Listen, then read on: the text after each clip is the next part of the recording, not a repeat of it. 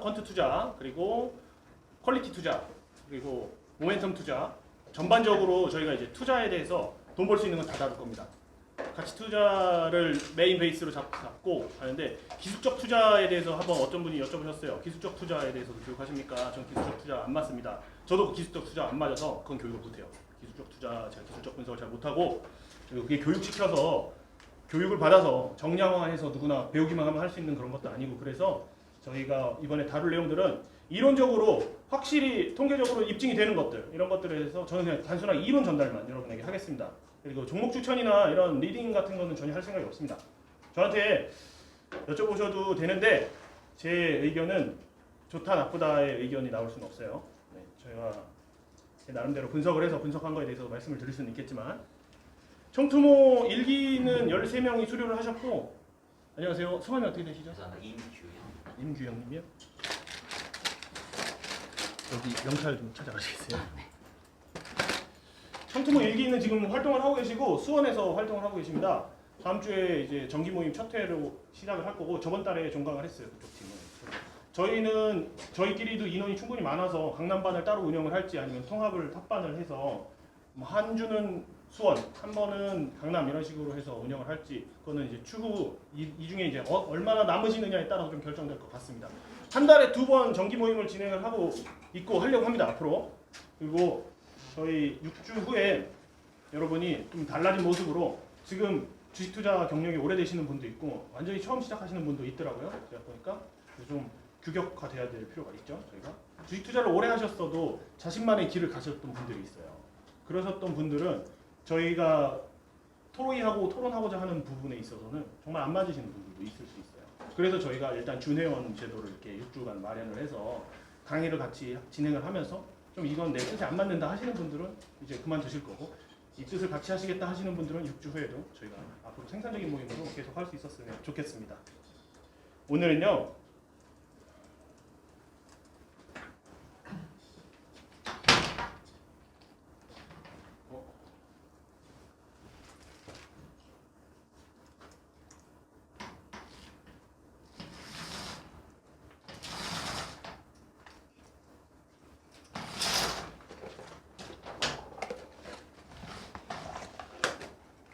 제가 정신이 없어서 지금 앞에 강의를 하나 하고 오느라봐 제가 소개도 안 드렸네요. 저는 청투모 의장이고 아인컨트 메인 강사를 진행하고 있는 서진원이라고 합니다. 여러분 앞으로 6주간 잘 부탁드리도록 하겠습니다.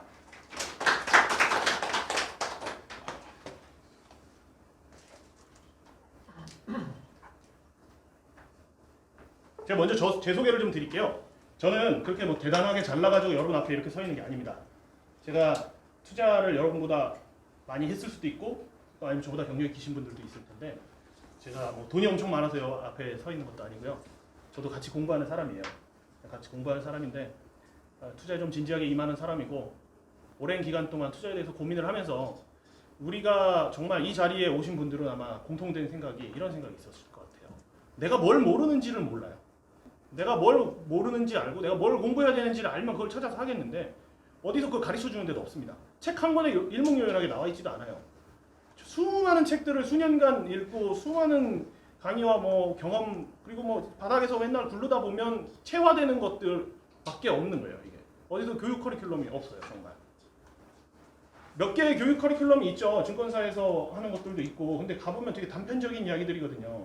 뭐 종목 분석에 국한되어 있다거나 아니면 뭐 어떤 시장 업종에 국한되어 있다거나 이런 이야기들인데, 지금 제가 계획하고 있는 청투모 커리큘럼 같이 투자의 전반에 대해서 왜 투자가 작동하는가, 어떤 투자를 해야지 수익이 정말 발생될 수 있는가, 그걸로 수익이 난다는 게 아닙니다.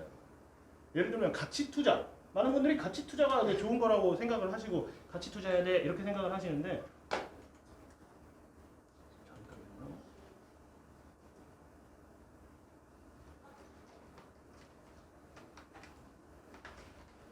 제가 이거 좀 맞춰주라. 저거 화면 좀 나오네. 이거 화면이 안 나오네.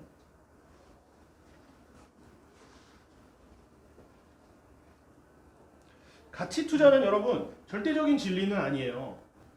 유명한 사람들이 가치 투자를 많이 한다 뿐이지. 아니 그거 아니야. 여기서 바탕화면에서 맞춰야 돼. 화면이 여기 안 나오고 있잖아. 가치 투자가 워렌 버핏도 있고 뭐 엄청 많은 사람들이 하잖아요. 그래서 되게 유명하다 뿐이지 가치 투자만 성공하는 투자 방법은 아닙니다, 사실. 저도 그렇고 제 지인들도 그렇고 제가 이제 시장에서 겪다 보면 많은 분들이 가치 투자가 아닌 방법으로도 실제로 수익을 많이 내고 경제적 자유에 도달하신 분들도 정말 많아요. 근데 꼭 가치 투자 연구소에서 모이신 분들이겠지만 많은 분들이 가치 투자 외에도 우리가 활용할 수 있는 모든 투자 방법론들을 다 써야 되지 않겠습니까? 그래서 저는 계량 분석, 가치 분석, 모멘텀 계량을 주 중점으로 다룹니다. 자산 배분 투자 전략을 중점으로 다룹니다. 가치 투자랑은 조금 결이 다를 거예요. 무조건 싼 종목을 사서 오랫동안 홀딩해야 된다. 이게 워렌 버핏이 이야기는 일반 가치 투자자들이 이야기하는 가치 투자 방법론인데 저는 좀 다르게 생각합니다. 기본적으로는 우리 자산, 우리 포트폴리오의 운용은 훨씬 더 안정적인 걸로 봐야 돼요. 가치 투자가 안정적이라서 가치 투자가 아니에요. 가치 투자도 정말 격동 속에 흔들립니다. 우리 투자 포트폴리오는 그거보다 훨씬 더 안정되어 있어야 되고 그거보다 덜 힘들어야 됩니다. 그런 걸 베이스로 깔고 그 안에서 그 바깥에서 이제 위성 전략으로 가치 투자도 해도 되고 뭐 기술적 분석 투자도 해도 되고 퀀트 투자도 해도 되는 겁니다. 저는 그렇게 생각하고 자산 배분에 대해서 청투모에서 좀 다루고 있어요. 그리고 제가 하고 있는 거는 계량 투자 퀀트다 보니까 아무래도 그쪽으로 조금 치우쳐서 설명이 들어가긴 하겠지만 여러분이 앞으로 종목 분석을 하고 토론을 하고 하려면 가치 분석에서도 너무 이제 기본적인 부분은 당연히 다 알아야 되니까 그런 거에 대해서도 좀 6주간 앞으로 좀 풀어나가려고 합니다. 자, 이런 질문이 나왔던 적이 있었어요. 그러면 너 이거 왜 이런 거 하는 거야? 너 리딩 하는 것도 아니고 이걸로 해가지고 뭐 떼돈을 벌려고 하는 것도 아니고 왜 그러는 거야? 라고 질문이 나와가지고 저는 일단 처음에 청투모를 계획했던 이유는 제 친동생이 청투모 1기에 있습니다. 그리고 제 지금 친구도 청투모 1기 회원이고 제 지인분들 중에 주식에 이제 막 시작하려는 분들이 너무 어려워하시는 거예요. 이거에 대해서. 어디서부터 뭘 시작해야 되는지도 전혀 모르고 그래서 제 동생이 일단 교육하려고 하다가 이걸 교육을 해서 그냥 끝내면 그냥 그걸로 끝나겠다. 여기 같이 동료들을 만들어서 동료들이랑 으쌰으쌰 해서 제가 처음에 투자를 시작하면서 스터디원들이랑 네 질문 주시면 네. 공부를 했던 것처럼 동료들이 좀 필요한데 그래서 같이 그러면 사람들을 모아봐야겠다 하는 생각에 청투모 1기를 기획했습니다. 근데 그거 같이 하다 보니까 저도 배워지는 게 정말 많더라고요. 그래서 제가 지금 궁극적으로 생각하고 있는 거는 저는 계량 투자자입니다. 저는 126종목을 금요일날 샀어요. 제가 컴퓨터 프로그램으로 알아서 샀어요. 제가 뭐 샀는지도 저는 모르고 사요. 그렇게 해서 제가 종목 이름 다 외우지도 못합니다. 근데 우수한 종목들일 겁니다. 분명히. 저는 그런 종목들을 여러분한테 그냥 소스로 제공을 해드릴 거예요. 그러면 여러분은 주식시장에는 2200개의 좋은 종목, 쓰레기 종목, 보통 종목 잔뜩 있는 종목들 말고 조금이라도 검증되고 엄선된 종목 중에서 토론을 해보고 싶은 거예요. 저는 이걸 좀 더 캐서 분석해서 그 126종목 중에는 옥석이 있을 겁니다. 분명히. 근데 제가 그걸 다 열어볼 수가 없으니까 저는 그냥 뭉태기로 사요. 근데 우리가 같이 그런 거에 대해서 좀 토론해볼 수 있지 않을까. 제가 그래서 1기 때 화성산업이라는 종목을 제가 지금 종목 추천을 절대 안 돼요. 저 화성산업이랑 아무 상관없어요. 제가 발표한 종목이에요. 그냥 1기 때 화성산업이라는 종목을 제 포트폴리오 안에서 정말 좋은 종목이다 싶어서 찾아냈어요. 그런 식으로 집단지성이 모여서 한 분 한 분이 하나의 종목씩 다 분석을 하다가 이거 정말 좋은 것 같은데 발표를 했고 어떤 분들은 이거에는 어떤 이런 리스크가 있어서 이건 아닌 것 같다. 그래서 우리가 의견 합치를 이뤄낸다면 궁극적으로 우리가 수익이 나지 않겠습니까? 우리 전체가. 저도 아직 경제적 자유를 이룩하지 못했습니다. 제가 나이가 31입니다. 투자를 본격적으로 시작한 게 23부터였으니까 한 이제 8년 됐습니다. 그리고 제가 가치 투자를 본격적으로 한 건 한 5년 전이고요. 한 6년 전이고요. 그리고 제 퀀트 투자로 완전하게 전향한 건 한 3년 정도 됐고 저는 지금 퀀트 투자 교육에 대해서 강의를 하고 그냥 그렇게 하고 있습니다. 네, 여러분과 하고자 하는 것은 퀀트 투자는 아니에요. 네. 저는 가치 분석을 계량으로 나눠서 좋은 종목들이 있으면 여러분하고 정말 오픈된 소스로 공유를 할 거고 여러분들이 그 안에서 찾든 그 안에서 안 찾든 그것도 여러분 자유입니다. 6주 후에 정기 모임에서는 여러분이 종목 발표를 하는 거 외에는 모든 것이 다 여러분의 자율이에요. 그런 식으로 좀 진행을 할 건데 일단 오늘 첫 번째 시간에는 뭐 경제적인 뭐 그런 이야기보다는 우리가 좀 동기부여를 먼저 좀 하고 가고 싶어요. 그래서 왜 우리가 주식을 투자해야 되는지에 대한 그런 거에 대해서 좀 중점적으로 두고 그리고 우리가 주식을 투자를 한다면 어떻게 해야지 우리가 망하지 않을 수 있을까? 많은 사람들이 주식 투자하다 망하지 않습니까? 저도 이제 주식 투자를 한 지가 꽤 됐는데 제가 같이 투자할 때만 해도 무슨 생각이었냐면 이러다가 진짜 망할 수도 있겠는데 라는 생각은 항상 있었어요. 네, 안녕하세요. 성함이 어떻게 되시나요? 변종윤님. 네, 변종민님 여기 명찰 하나 가져가시겠고요. 여러분 이거 명찰 다음번에 꼭 가져오셔야 돼요. 다음번에 안 가져오실 분은 반납하고 가세요. 다음번에 다시 나눠드릴게요. 이제 우리가 조별 과제도 할 거예요. 서로 이제 안면도 익혀야 되고 다 동료들이니까 이제부터 제가 여기서 앞에서 강의를 하고 있다고 해서 제가 무슨 선생님이나 리더가 아닙니다. 리더지만 여러분보다 위에 있는 사람이 아닙니다. 우리 같이 다 동료들이에요. 제가 이제 같이 투자를 할 때 얘기를 해보면 요번에 제가 처음으로 투자를 시작하고 나서 정말 이렇게 아프게 맞은 게 처음이었어요.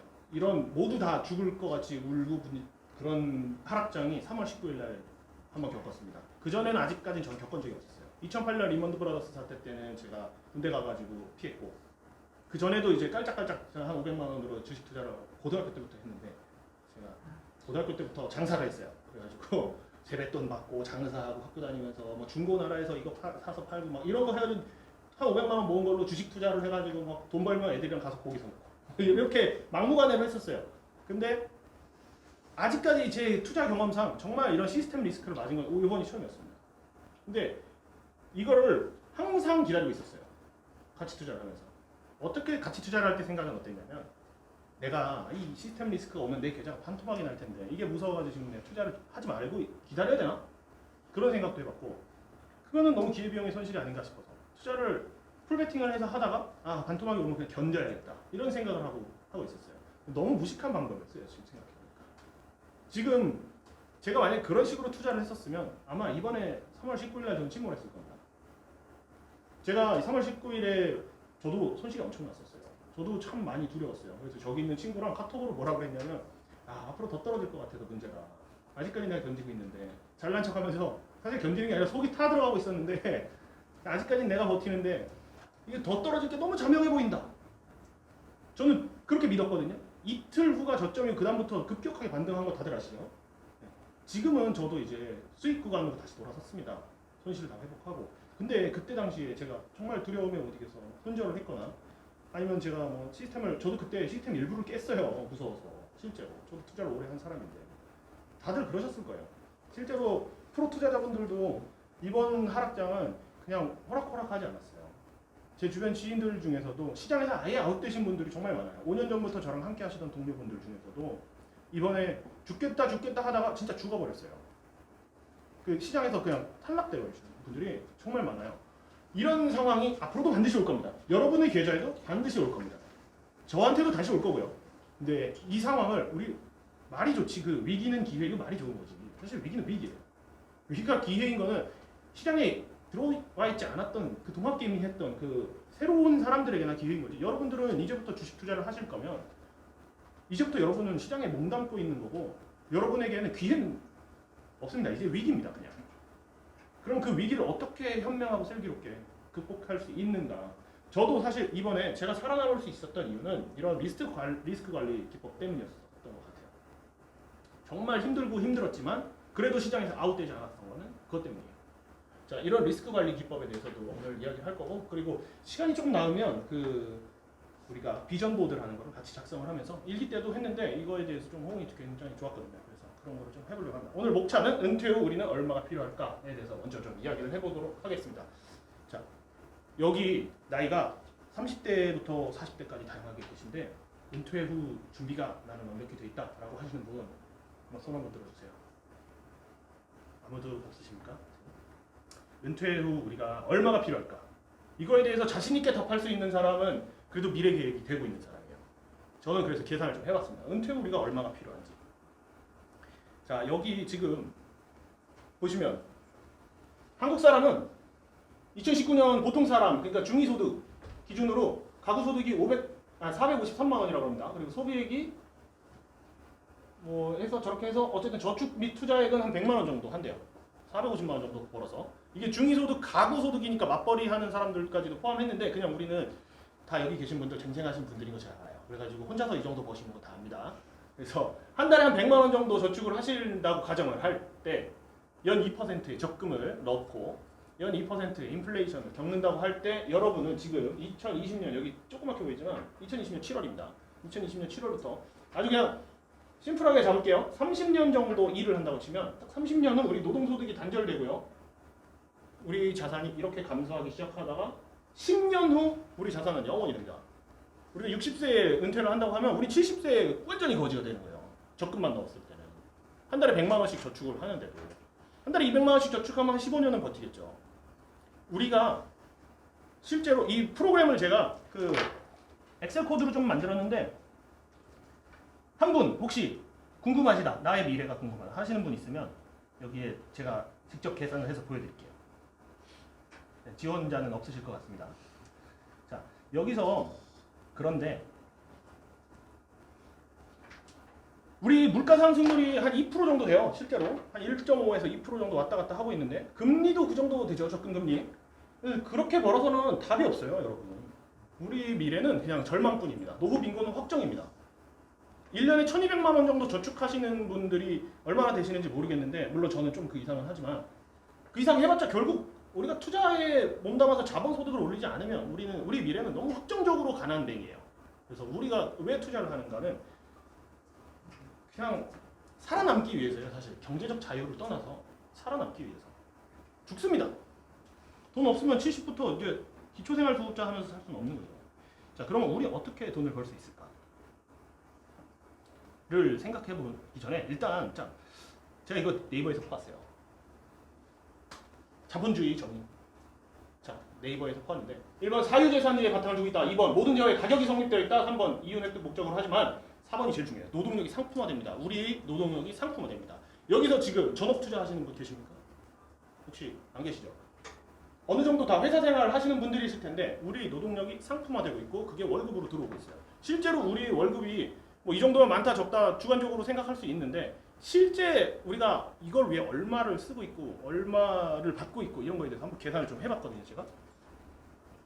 자, 하루에 8시간을 일한다고 치면 출퇴근 시간이며 점심시간이며 왔다 갔다 하고 뭐 화장도 해야 되고 한 2시간 정도 더 해야죠. 그래서 하루에 10시간 이상을 우리는 근로하기 위해서 사용합니다. 24시간 중에 10시간. 그러면 수면시간 8시간을 빼면 우리가 하루 중 가용할 수 있는 시간은 24시간 중에 6시간 정도밖에 안 돼요. 사실. 근데 자, 그러면 주 5일 근무한다고 치고 하루에 한 10시간 정도를 투자하는 사람은 4.33주 한 달 동안에 453만 원을 나눴을 때 실질적으로 우린 시간당 한 2만 원 정도 버는 거예요. 연봉 월급을 실수령으로 그것도 453만 원 실수령하는 사람 기준으로 그러면 연봉이 한 6천, 7천 정도 되는 사람이네요. 그죠? 453. 네, 한 7천만 원 정도 버는 사람, 한 6,800 정도 버는 사람이 세금 때문에 실수령 450만 원 하거든요. 사실 6,800만 원 정도 버는 사람이면 급여소득자 중에서 상당히 상위권에 속하는데 그 사람의 시간당 임금이 29,000원밖에 안 됩니다. 29,000원을 벌기 위해서 우리가 그 시간을 투자하고 있어요. 사실상. 그러면 대체 우리가 이 절망적인 상황을 어떻게 해야 될까 생각해보면 우리가 투자할 수 있는 것은 자본시장에 우리 돈을 맡겨야 돼요.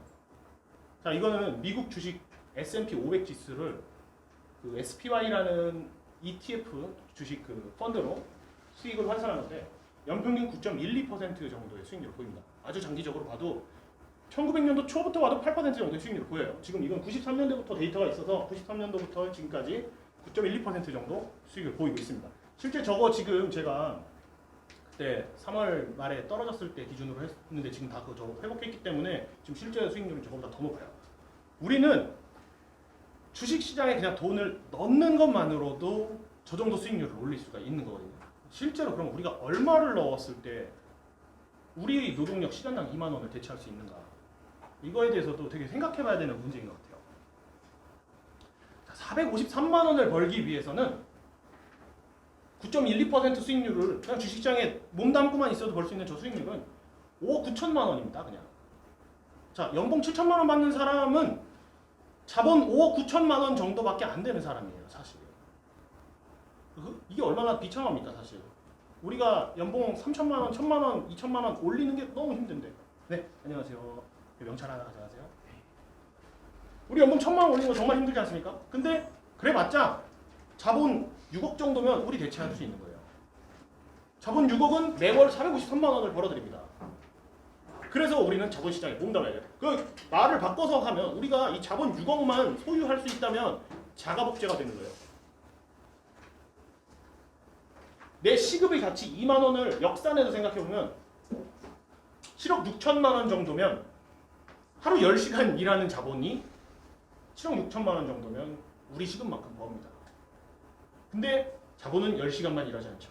자본은 24시간 워킹합니다. 우리는 24시간 워킹할 수 없지만. 그렇기 때문에 우리가 자본시장에 몸담아야 되는 거는 하고 안 하고의 문제가 아닌 거예요. 이게. 선택이 아닌 거죠. 많은 사람들이 우리나라에 주식 계좌가 600만 개 있답니다. 사실. 저는 5천만 개가 있어야 된다고 생각해요. 5천만 개가 더 있어야 돼. 1억 5천만 개는 있어야 된다고 생각해요. 저는 증권사별로 주식 계좌가 다 있으니까 한 7개 있거든요. 그러니까 우리나라 주식 계좌는 2억 개, 3억 개는 있어야 되는데 600만 개 있대요. 나머지 분들은 알아서 살라고 하시고 그분들이 청소하고 뭐 이것저것 생산하고 노동하고 해야지 또 자본가들이 살지 않습니까? 저는 이런 말을 드려서 죄송하지만 저는 적극적인 신자유주의자라서 자본과 노동의 가치가 절대 같다고 생각하잖아요. 불로소득이라는 말 좋아하지도 않고요. 불로소득이 아니라 자본소득입니다. 노동하지 않는 소득이 아닙니다. 자본이 워킹하는 겁니다. 우리는 자본소득을 올리기 위해서 이 자리에 오신 거고요. 우리가 6억을 모으면 우리의 24시간을 우리가 결정할 수 있습니다. 우리 자본소득이 우리 월급을 대체하는 날을 개인 독립기념일이라고 부릅니다. 자, 우리 24시간 우리가 원하는 대로 살고 있지 않죠? 우리가 원하는 대로 쓰는 시간 하루에 고작 6시간 뿐이지 않습니까? 근데 우리 24시간 내가 자고 싶을 때 자고 먹고 싶을 때 먹고 하고 싶은 것만 하고 살 수 있는 우리 개인 독립기념일. 저는 이 목표가 있어야 된다고 생각해요. 여러분에게. 저는 이 목표가 있고 약 2025년에 이 목표가 달성될 거라고 저는 확신합니다. 저는 지금 아직 저도 여기까지 다다른 상황이 아니에요. 저도 사실 아무것도 없어요. 근데 저는 앞으로 5년 남았다고 생각해요. 그리고 단순히 5억 9천만 원이면 제 월급만큼만 버는 거예요. 근데 그렇게 하면 그냥 제 상황만큼 살 수 있겠죠.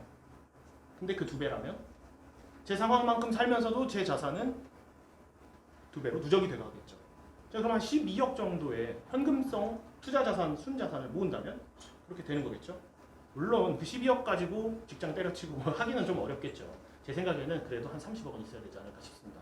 집이라던가 뭐 이런 부동자산 제외하고 투자자산으로 20억에서 30억 정도를 가지고 연간 한 15% 정도 순수익을 낼 수 있는 실력이라면 정말 그 사람은 개인의 독립 자유를 잃었다. 개인의 경제적 자유를 잃었다라고 할 수 있을 것 같아요. 자, 여러분이 9.12%라는 수익률이 굉장히 높아 보이지만 맞아요. 굉장히 높아요. 주식시장에 몸담는 상위 3%만 낼 수 있는 수익률입니다. 하지만 저거는 그냥 주식시장에 몸담고 있기만 해도 낼 수 있는 수익률이에요. 그러면 왜 상위 3%일까요? 몸담고 있는 것 자체가 너무 힘들어요. 몸담고 있지를 못해요, 우리가. 그래서 우리가 배울 거는 주식을 어떻게 하면 잘할까가 아니라 무슨 좋은 종목을 사서 대박이 날까가 아니라 주식시장에 일단 몸담는 것부터입니다. 몸을 고정시키는 거. 이제 배에서 배가 흔들흔들 하는데 튕겨나가지 않는 방법부터 배워야 돼요. 이 배를 타고 막 빨리 가서 72기간의 세계 일주를 할 생각을 할 게 아닙니다. 지금 시장에 붙어있기만 해도 상위 3%라니까요. 시장에 붙어있지 못해요. 3월 19일 날도 붙어있지 못하는 것처럼. 자, 이번에 주변에 이번 그 폭락장 이후로 제 주변에서도 주식 얘기하는 사람들이 엄청 늘었어요. 이러면 주식 들어왔다가 또 힘들면 또 떨어져 나갔다 왔다 갔다 하시죠. 최근에 뭐 30%를 벌었네, 50%를 벌었네 하시는 분들이 주변에 엄청 많아요. 그게 대단한 걸까요, 그게? 어차피 그분들 1회입니다. 한 번입니다. 다 잃어요, 다시. 다 반납하고 나가요. 제가 보니까 개인 투자자들 얼마 정도 반납하면 나가냐면 연봉의 한 3분의 1에서 한 2분의 1 정도 반납을 하면 도저히 못 견디고 이제 나가요. 주식시장에서. 결국 그거 반납할 때까지 1년 버티냐 2년 버티냐 차이예요. 본격적으로 하시는 분들은 6개월 안에 반납하고 나가시고. 근데 저는 여러분들 참 좋은 게 주식 투자에 관심 갖는 분들이 50대 분들이 많아요. 40대 중후반에서 50대 분들이 많은데 저희 이제 젊지 않습니까? 장점이자 단점인데 저희는 돈이 없어요. 그게 장점이에요. 이제 실력은 없는데 돈이 많으면 진짜 한 6개월 안에 반납 다 하고 나가십니다. 근데 저희는 반납해도 다 반납해도 저희 연봉만큼 안 될 수도 있죠. 네. 그래서 시드머니가 작다는 건 장점이에요. 자, 이거는 왜 지금 당장 시작해야 될까요? 왜? 복리의 마법에 대해서 지겹도록 다들 들으셨을 거예요. 복리가 뭐다? 돈이 돈을 번다. 근데 이거를 이렇게 그래프로만 보면 와닿지가 않고요.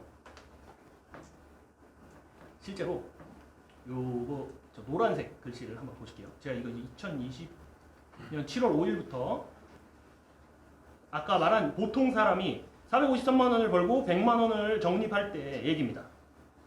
자, 이게 한 달 단위예요. 한 달 단위. 첫 달에는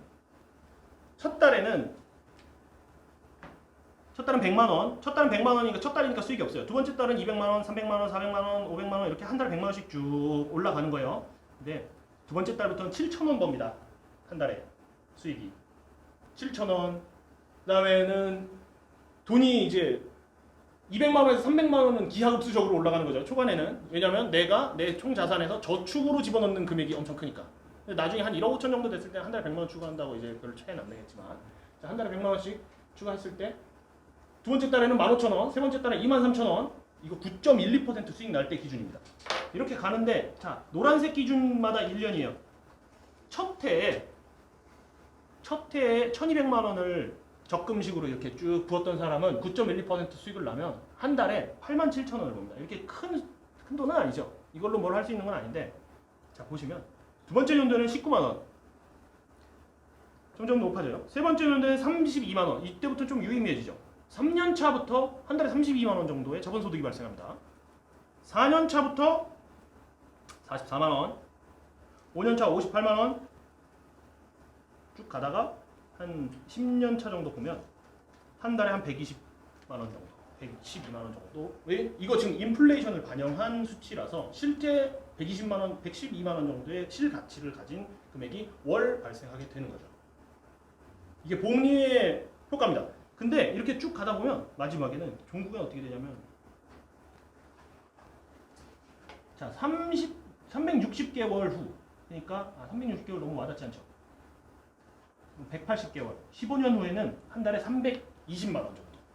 월 자본소득으로만 9.12% 이루는 사람은 월 320만 원 정도의 자본소득이 올라가요. 조만간 개인의 독립기념일이 다가오겠죠. 월 453만 원이 돌파하는 순간 개인의 독립기념일입니다. 어떻게 될까요? 월 100만 원씩만 저축하는 사람도 9.12%씩 하다 보면, 근데 지금 이 개인 독립기념일이 점점 늦어져요. 450만 원 넘었는데 왜 안 오지? 이게 왜 그러냐면 인플레이션과 연봉 상승률을 반영을 해서 실제로 한 20년 후에도 내 월급이 450만 원은 아닐 거 아니에요. 그렇죠? 그래서 251개월 후에 내 연봉 상승률이 인플레이션이랑 같다고 가정할 때 내 월급은 한 650만 원 정도 될 거고, 실제로 250개월 정도 지난 후에는 한 달에 100만 원씩만 투자하는 사람도 시장에 붙어 있기만 한 것만으로도 250개월, 그러니까 한 20년 조금 넘어서 경제적 자유에 이제 도달하게 됩니다. 아무것도 하지 않는 사람은 20년 후에 절대 갈 수 없는 곳이죠. 실제로 못 찾나요? 네. 우리가 지금 아무것도 하지 않으면 우리 20년 뒤에는 뻔합니다. 그죠? 지금부터 근데 한 달에 100만 원씩 정말 시장에 붙어 있기만 해도 이 정도 수익입니다. 근데 우리가 단순히 9.12% 벌려고 주식 투자하시는 분들은 없으시죠? 시장에 붙어 있기만 하는 게 궁극적인 목표이신 분들은 없으실 거예요. 저희는 이제 15% 이상의 고수익을 추구하시는 분들인데, 그럴수록 우리는 더 많은 리스크를 져야 된답니다. 그 리스크를 어떻게 또 저감할 수 있을지, 그런 것들에 대해서 저희가 배우려고 모인 거예요. 왜 그러면 9.12%? 야, 부동산에서 막 1억씩 2억씩 버는데 지금 그렇게 해서 언제 벌고 있나? 라고 생각하시는 분들이 있을 수 있어요. 근데 왜 부동산도 아니고, 왜 피플펀드도 아니고, 왜 P2P 대출도 아니고, 왜 주식 투자를 해야 되는가에 대해서 제가 이야기를 해보고 싶어요. 자, 부동산은 장점이 있죠. 저도 이제 부동산을 투자 목적으로도 하는데, 거주 부동산 제외하고도 하는데, 부동산의 장점과 단점이 명확해요. 장점은 떨어져도 그냥 살면 됩니다. 근데 이건 1주택일 때 얘기고, 2주택일 때는 떨어진다고 몸을 둘러 나올 수는 없죠. 네. 그리고 주거 안정, 그리고 중요한 거는 제일 장점인데 고레버리지가 됩니다. 부동산은. 이 말은 고레버리지를 어떻게 활용하느냐에 따라서 내가 내 자본금 이만큼으로도 3배, 4배, 5배의 수익을 기대할 수 있게 됩니다. 그리고 높은 수익률, 부동산의 수익률이 낮지 않습니다. 결코. 그 역대 부동산 상승률을 봐도 한국 시장에서는 주식이랑 비슷비슷해요. 사실 주식의 장기 수익률이나 부동산의 장기 수익률이나 한 7% 정도 됩니다. 실제로. 그래서 투자 관점에서 근데 문제는 뭐냐면 일단 초기 자금이 너무 많이 필요하죠. 이걸 투자 관점으로 볼 때 거주 부동산은 초기 자금이 많이 필요하든 뭐 하든 간에 일단 살아야 되니까 어쩔 수 없는 건데 내가 여기서 하나 더 투자하겠다 한다면 요즘 규제도 엄청 많죠. 그리고 분산 투자가 안 돼요. 문제. 이게 제일 큰 문제라고 생각해요. 저는. 분산 투자가 안 된답니다. 이게. 이 부동산을 쪼개가지고 한 7, 8억으로 1억 이렇게 넣어놓을 수 있으면 좋을 텐데 그거보다 차라리 7억짜리 하나 하는 게 훨씬 낫잖아요. 세금이 보면. 그래서 분산 투자가 안 되고 그리고 내가 팔고 싶을 때 팔 수가 없어요. 이것도 문제예요. 물론 이제 거래량이 좋은 역세권 아파트 같은 경우는 좀 다른 얘기겠지만 실제로 뭐 경매라던가 저희 아버지도 이제 부동산 경매를 통해서 아파트를 하나 했었는데 엑시시 안 돼요. 한 1년 고생하셨어요. 내가 팔고 싶을 때 팔 수 없다는 거는 내 돈이 아니라는 소리예요. 그래서 부동산 투자 관점에서 참 어려움이 있다. 그리고 요즘 규제가 너무 심하죠. 저 이거 규제 때문에 좀 이따 광화문 가서 1인 시위할 겁니다. 제가 모닝와이드에 인터뷰하기로 했으니까 보셔도 됩니다. 아 지금 좀 화났어요 지금. 그러면 부동산이 아니라 주식은 뭐가 좋을까? 주식의 장점은 주식 투자의 장기 수익률이 어쨌든 그래도 제일 높습니다. 모든 투자 자산 합쳐서. 자 여기 보시면 지금 이게 화면이 너무 작은데 이게요. 이게 주식이고요. 이거는 채권. 그리고 이거는 현금성 단기 채권. 그리고 이거는 금. 이거는 그냥 달러입니다. 그냥 달러는 인상적이죠. 그냥 현찰 돈 무더기 집에다 갖다 놓으면 가치는 계속 떨어져요. 근데 단기 채권, 그러니까 현금성인 예금 같은 거죠. 예금 같은 거라도 넣으면 그래도 인플레이션은 좀 따라가는 모습을 보이고 이거는 좀 장기 채권은 아무래도 리스크를 조금 더 가지니까 수익이 조금 나는데 여기 부동산은 안 나와 있지만 한국에선 부동산이 비슷하긴 해요. 근데 아까 말했던 것처럼 부동산의 단점들이 있기 때문에 우리는 일단 소액으로도 당장 가능한 주식 투자를 해야만 한다. 그리고 거래 비용이 정말 적어요. 아시겠지만 부동산 복비 낼 필요 없지, 뭐 취득세 세금 이런 거 하나도 없죠. 그래서 마음고생할 필요 없이 바로 팔려면 바로 팔 수 있어요. 그리고 많은 분들이 모르십니다. 4번이 가능하다는 사실을, 리스크 통제가 가능하다는 사실을 모르고 주식 투자를 하십니다. 사실 리스크 통제가 가능합니다. 주식 투자의 단점은 변동성이 눈앞에 보여요. 부동산이 떨어지고 오르고는 뭐 부동산 전화해봐야지 아는 건데, 그다음에 뉴스 봐야지 아는 건데. 이거는 바로바로 그냥 오늘 아침 토픽 뉴스로 코스피 올랐다 떨어졌다 보이니까 내 주식 반토막 난지 바로 보이고, 이 변동성 견디기가 너무 힘들고 이번 그 거래가 편리한 만큼 손이 근질근질해요. 변동성이 할 때마다. 이게 거래 편리한 게 오히려 단점이기도 해요. 부동산은 내가 좀 떨어졌다고 해서 팔려면 큰 결심이 있어야 돼요. 앞으로 장기 하락할 거라는 확신이 있을 때만 팔 수 있어요. 근데 성격 급한 사람들은 주식은 진짜 하루에도 몇 번씩 사고 팔고 하죠. 그리고 3번 돈 벌었다는 사람이 없죠. 돈 벌었다는 사람이 없어요. 주식하면서. 저 돈 벌었습니다. 많이 벌진 못했지만 앞으로도 계속 벌 거고 여러분들도 돈 벌 겁니다. 자, 우리 주식 투자의 장점 4번과 단점 3번, 이거 두 가지 기억하셔야 됩니다. 리스크 통제, 사람들이 안 되는 줄 알아요. 됩니다. 그리고 주식 투자로 돈 벌 수 있습니다. 실제로. 네, 이 두 가지 우리 어떻게 하는지 좀 봅시다. 주식 투자가 정말 힘든 거는 저도 이번에 느꼈는데 수시로 반토막. 수시로. 이게 9.12% 수익률 주는 것 알죠? 누구나 다. 앞으로도 줄 것 같아요. 근데 반토막 나요. 그거를 못 견디고 이런 얄팍한 생각도 와요. 반토막이 날 건데 그게 곧 날 것 같아. 그러면 반토막 나면 그때 들어가야지. 얄팍한 생각을 가지는데 못 들어가요 또. 반토막 났을 때 제가 말했잖아요. 3월 17일 날 제 생각. 반토막 났을 때의 제 생각. 반토막 날 것 같아. 3토막 4토막 날 것 같아. 그래서 못 들어가. 근데 이거를 어떻게 그러면 바꿔줄 수 있을까 우리가? 그거에 대해서 좀 집중해봐야겠죠. 수시로 찾아오는 반토막 정말 자주 와요. 몇 년도부터 이게 지금? 2000년도부터 거의 반토막이 하나, 둘, 셋, 넷, 다섯 번 왔어요. 벌써 한 4년마다 오네요. 진짜 50%를 넘는 반토막은 한 10년마다 온다고 하면 30-40%의 한 3토막 뭐 이런 거는 그냥 수시로 찾아와요. 수시로. 그래서 우리가 이런 것 때문에 너무 주식 투자가 힘들어요. 그리고 두 번째 힘든 거는 너무 지루해. 견딜 수 없는 횡보장. 진짜 여기 이때 이거 요즘 짤 돌아다니지 않습니까? 이때 코스피 2000 돌파. 그래서 사람들이 와 신난다 그랬는데 지금 얼마 전에 2000 돌파 또 신난다 하는데 그게 거의 10년이 넘죠. 10년이 아니라 13년째죠 지금. 그러니까 이게 너무 힘들어요. 견딜 수 없는 횡보. 이거 말이 그냥 시장에 몸담고 있자지 이거 할 수 있는 인간은 없습니다. 부처님이에요. 그거는 인간인 이상 불가능한 거예요. 그러면 바꿔야 돼요. 이 견딜 수 없는 횡보장을 내가 견딜 수 없다면 견딜 수 있는 상황으로 바꿔야 돼요. 여기 그냥 몸담고만 있어서는 그걸 바뀌지 않겠죠. 배를 갈아타는 방법이 있어라도 뭘 해야 돼요. 근데 그거에 뭔가 확실한 근거가 있어야죠. 그냥 뭐 입에 저배 갈아탔다가 침몰하는 배에 갈아탈 수도 있는 거잖아요. 그렇죠? 그래서 그런 것들에 대해서 한번 고민을 하면서 이야기를 해봅시다. 자, 주식 투자에 그러면 성공하기 위해서는 방금 그 힘든 것들, 어떻게 힘든 상황들을 우리가 바꿀 수 있을까? 자, 서로 상반되는 자산들을 섞습니다. 이게 뭐냐? 그 추천 도서를 말씀드렸는데 읽으신 분도 있고 안 읽으신 분도 있고 한데 거기서도 많이 이런 얘기 나오죠. 자산 배분의 중요성에 대해서.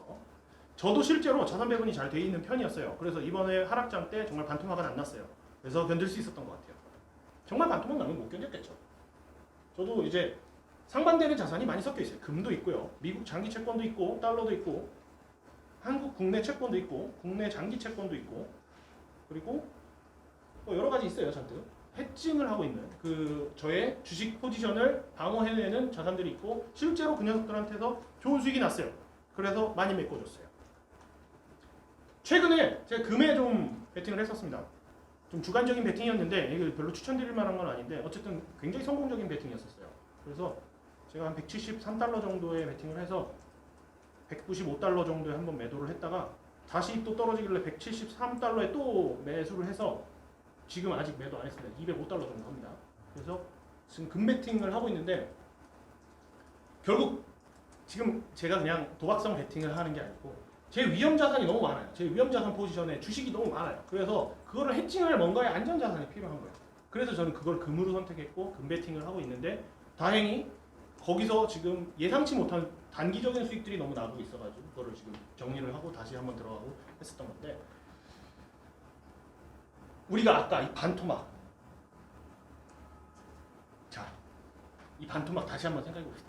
이 반토막 피하는 방법 제일 간단한 방법 뭘까요?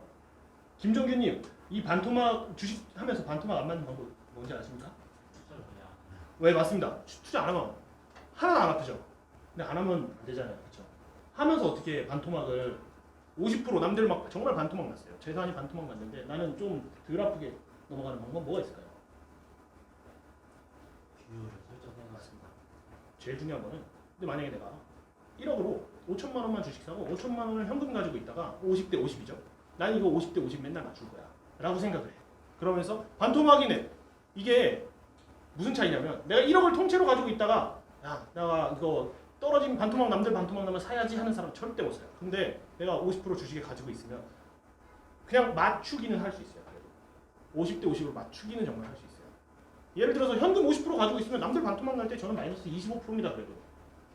그래도 할만해요. 그리고 저점에서 나는 현금 털어가지고 50대 50으로 다시 맞추면 돼요. 근데 이게 잘못 나가는 거는 차라리 그렇게 50대 50으로 맞추는 건 할 수 있는데 반토막 난 그 지점에서 현금 다 털어서 주식 몰빵 다시 100% 하면 어떻게 되냐면 거기서 조금 더 떨어지면 이제 현금이 없어요. 그래서 우리는 리밸런싱을 해야 돼요. 뭐 좋다 나쁘다 해가지고 몰빵 올인 들어갔다 나왔다 하는 게 아니고 우리는 항상 리밸런싱을 해야 돼요. 그러니까 자산 비중을 미리 세팅을 해놓는 거죠. 그래서 자산 배분도 결국 그겁니다. 그게 현금이 아닐 뿐이에요. 안전자산, 채권이라던가 금이라던가 주식시장이 안 좋을 때 오를 수 있는 그런 자산을 일부분 가지고 리밸런싱을 하는 거죠. 현금만 가지고 있어도 남들 반토막 날 때 나는 25% 마이너스인데 만약에 주식이 반토막 나는데 주식을 해칭하는 무언가를 내가 가지고 있다. 정말 주식만큼 예를 들어 뭐 장기 채권 레버리지 상품을 가지고 있어서 주식시장이 떨어질 때 주식이 한 30% 떨어지는 거를 내가 한 20%는 오른다. 그러면 리밸런싱을 하면 주식이 정말 떨어져서 쌀 때 더 살 수 있고 오른 거를 팔 수 있고 이게 얼마나 베스트입니까? 고점 매도, 저점 매수가 자동으로 일어나는 게 리밸런싱입니다. 우리는 정말 리밸런싱을 해야 돼요. 제가 아까 서두에도 말씀드린 것처럼 우리 기존 메인 포트폴리오에는 자산 배분이 주가 돼야 합니다. 여러분이 만약에 진짜 한 200만 원 정도만 투자한다라고 하시면 그럴 수 없겠죠. 자산 배분하기 힘들겠죠. 하지만 우리가 이제 우리 연봉의 한 3분의 1 이상이 투자자금으로 들어갔다 한다면 메인 포트폴리오는 자산 배분 투자가 돼야 됩니다. 물론 기대값이 그렇게 크지 않아요. 수익률이. 개별 종목에 해서 막 2배, 3배 나는 거 보면 배도 아파요. 근데 어차피 그 사람들 롱런 하지 못합니다. 우리가 천재면 여기 있을 필요도 없겠죠. 우리가 범죄라면 그냥 우리는 시장에 붙어 있는 것만으로도 우리의 노후를 바꿀 수가 있어요, 실제로. 근데 그걸 좀 더 땡기고 싶어서 더 공부하시는 거잖아요. 그렇죠? 자산 배분 한 연간 7에서 10% 정도의 기대값을 가지는 자산 배분 전략을 메인 베이스로 깔고, 그리고 한 절반 정도는 이제 가치 투자도 한번 해보고 또 모멘텀 투자도 반 섞어보고 포트폴리오를 굉장히 분산해야 돼요. 많은 사람들이 주식시장에 투자하는 한국의 주식 투자자들이 90%가 10종목이 안 된답니다. 계좌 내에. 저는 계좌 내에 종목 수가 국내 주식만 해도 아까 말씀드린 126종목 외에도 ETF를 하고 있으니까 사실상 생각해보면 한 200, 300종목 될 거예요. 외국 투자하는 것까지 하면 저는 한 500종목 이상의 분산 투자를 하고 있어요. 여러분 우리 이렇게 생각을 해봅시다. 사업하시고 싶은 남자들은 이제 30대가 되면 사업병에 걸리잖아요. 저 친구도 지금 사업병에 걸렸는데 저도 사업병에 걸려서 사업을 몇 번 했어요. 실제로 지금도 또 하려고 하고 있고. 근데 생각을 해보면 진짜 코스닥 시장, 코스피 시장 상장시킨 사람들 보면 보통 사람이 아니에요. 그렇죠? 근데 내가 그 회사 주식에 투자한다는 거는 맡긴다는 거예요. 그렇죠? 내가 아무리 날고 기고 잘나고 해봤자 그 사람들보다 내가 잘할까요? 정말. 내가 주식에 투자한다는 것은 자본 차익을 얻는 것이 아니라 사실 기업에 투자하는 거지 않습니까? 그리고 내가 500개의 기업에, 저는 정말 그리고 우량한 500개의 기업에 투자하고 있습니다. 그 말은 제가 지주회사입니다. 사실. 제가 회장님이에요. 그렇죠? 제가 이건희 회장님보다 사실 제 포트폴리오가 훨씬 좋다고 저는 확신해요. 이건희 회장님 삼성그룹에 완전 몰빵되어 있지 않습니까? 제 포트폴리오는 전 세계에 분산되어 있어요. 애완동물 관련 기업도 있고 뭐 5만 기업이 다 있어요. 제 포트폴리오는 배당도 잘 나오는. 저는 지주회사 회장이에요. 여러분도 그렇게 할 수 있어요. 바로. 내가 사업하는 것보다 사실 전 세계 날고기는 500명의 CEO들에게 내가 알아서 해. 그러고 일임했는데 당연히 내 자산이 불어나는 속도, 물론 내가 사업해서 빵 터지는 것만은 못하겠지만 확률적으로는 당연히 이게 더 훨씬 농후하고 수익률이 높겠지 않겠습니까? 저는 그렇게 생각합니다. 두 번째, 우량가치주를 선별하여 기업 성장의 과실을 나눈다. 이게 방금 그 말이에요.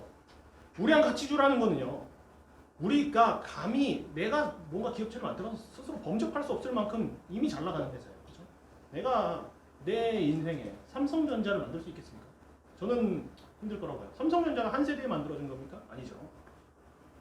제가 삼성전자를 만들 수는 없는데 제가 삼성전자에 제 자산을 일임할 수는 있잖아요. 그렇죠? 삼성전자에 투자를 한다? 삼성전자라는 한 회사에 투자하는 걸까요?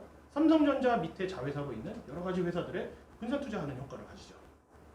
우리가 투자를 한다는 거는 단순히 그냥 주식으로, 제가 제일 싫어하는 말이 얼마 땄다라는 말 제일 싫어합니다. 주식 투자하면서.